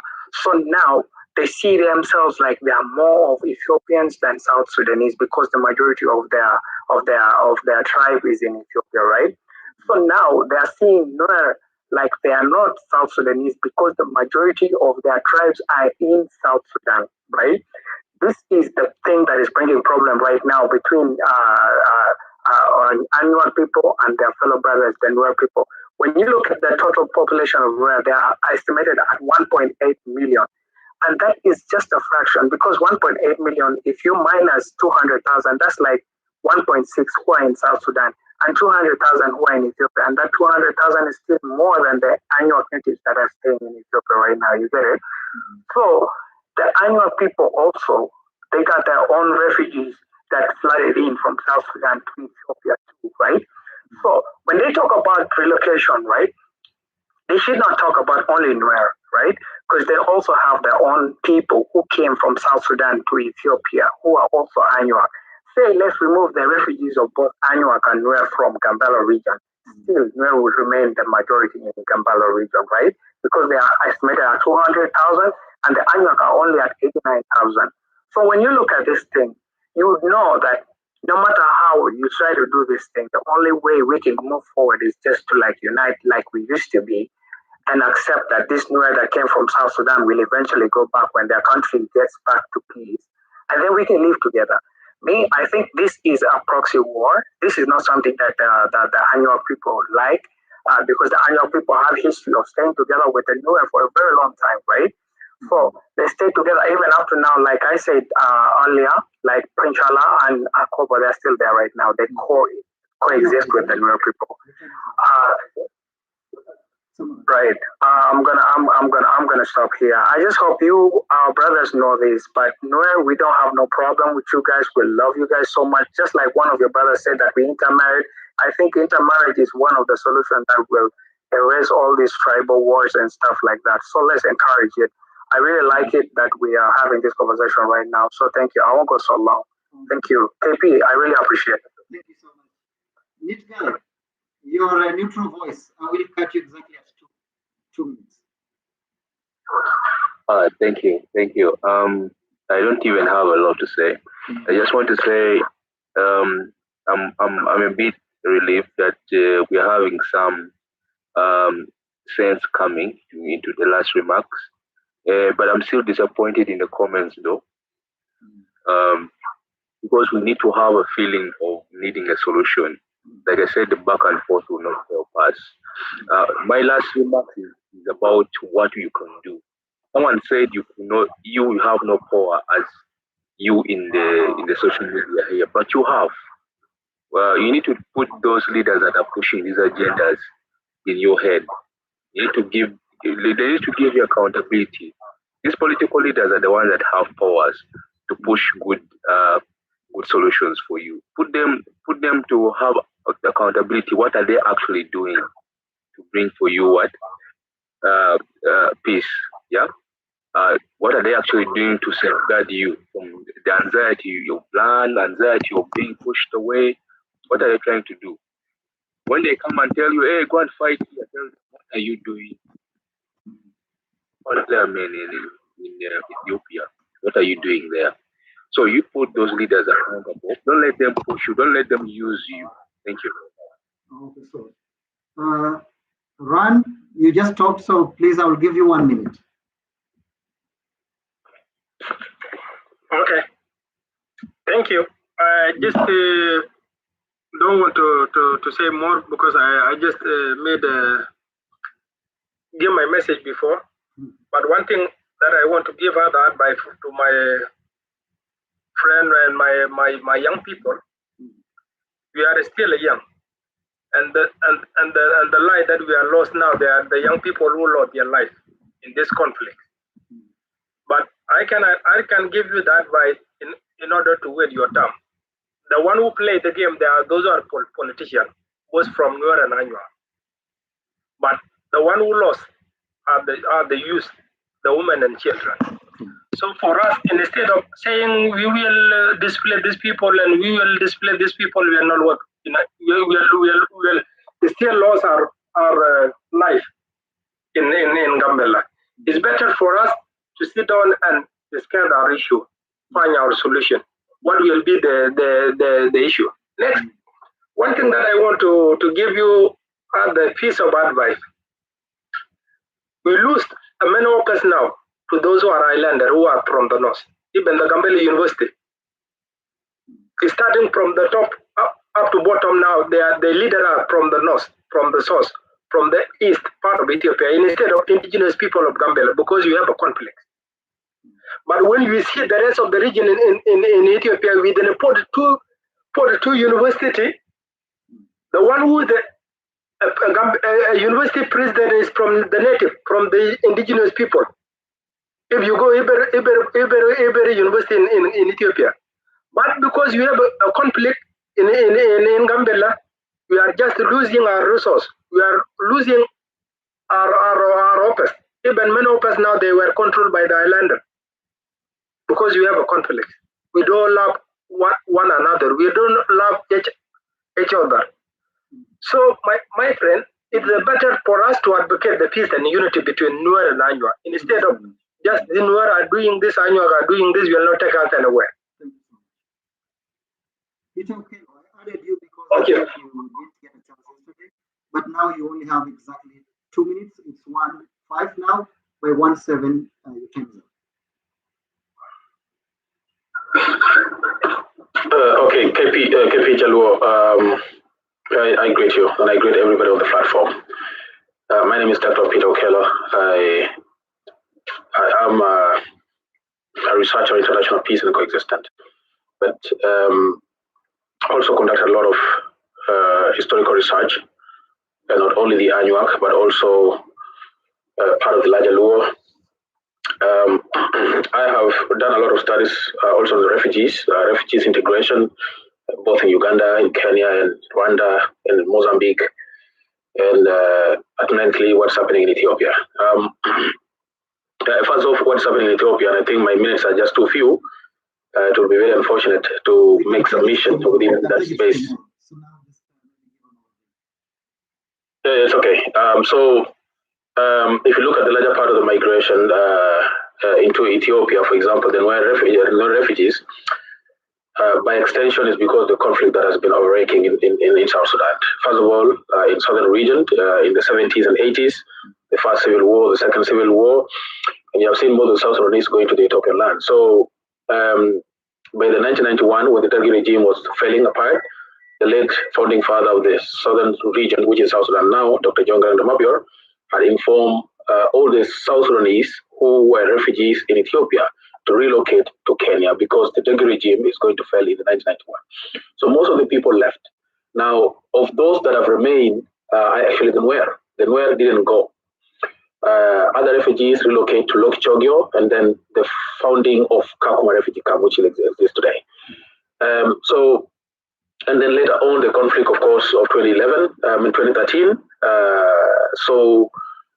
The refugee, the NUER fighting against the government, and that was led by Dr. Riek Machar, which is now under house arrest and is facing treason charges, plus other 7 accused. Now, you would also wanted to understand the integration process that's taking place in Ethiopia is somehow not following the UN international procedures. Look at the integration in Uganda, for example, where majority of people that are residing on that side are from South Sudan. But you also looked at the Kakwas that are living side to side with Uganda and South Sudan. You also have the Acholis on this side and Acholi on the other side. You also have the Madi. You also have those that are living in Koboko and those that live in, of course, in Arua. The integration process takes a long time. It takes the buy-in of the local people. The local people are supposed to be informed that this integration is supposed to follow this pattern. So international standard requires that an integration has to be a time frame duration. It doesn't have to open overnight. So even the integration that's happening in Uganda did not actually take all the refugees. Because if you want to integrate someone, you give them land to settle. You also give them, you also train them so that they are able to become, self-sufficient tomorrow when they become indigenous of that land. But before that, they have to understand themselves with the local people. You take it to Rwanda. Rwanda took only a pocket of the Congolese that who are, integrating that side. My time is up.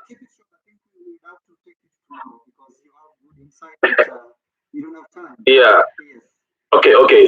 So in a nutshell, the integration, the forced integration that is happening in Gambella is not a buy-in of the local community. Secondly, there is quite a lot of things that are loose and need really to be talked about. First, there is quite a lot of money that is used to buy in those that are actually making the integration at the upper level, from the federal government level in Addis Ababa. And secondly, at the lower level also, there is quite a lot of influence.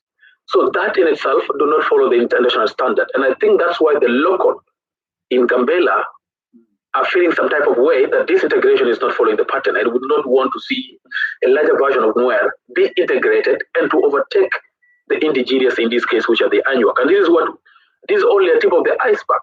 There's quite a lot of these things that we're supposed to talk about, and we flip the pages to get the exact idea where is the problem. I will stop here. Okay, thank you so much. I think I would have to drag it tomorrow. I intended that this would be the last conversation about this, but apparently looks like we have to move to tomorrow and other days because I also don't want to cut off more important information. But thanks so much for everyone who joined tonight. My name is KP Jelogorod. I'm a Luo documentary filmmaker. So again, I try my best to provide a platform in which we can talk and then we can get information that we can take to the ground and we can communicate to our leaders, because at the long run, we do our bit, the leaders do their bit, everyone have to contribute towards the solution. So I would like to ask everyone watching if you can support me by going to my YouTube channel and watching at least one documentary and sharing one with your friends. That would be very great. The easiest way to do that is to click the link on my TikTok profile, and then it's going to open the other link so you can go watch my documentary. If there's anyone who wants to send something to me, click the same link and then go to the very bottom where it's written website. Click on that website and click contact us. Then you'll be able to send me a WhatsApp message. Up to this point, thank you so much. I hope that I'll be able to get you tomorrow. That is if there's tomorrow. I hope any question left has to be forwarded tomorrow, okay? Thank you so much for joining, and I would like to end this live in the next 3, 2, and 1. Thank you so much and see you tomorrow. Okay, thank you. Okay.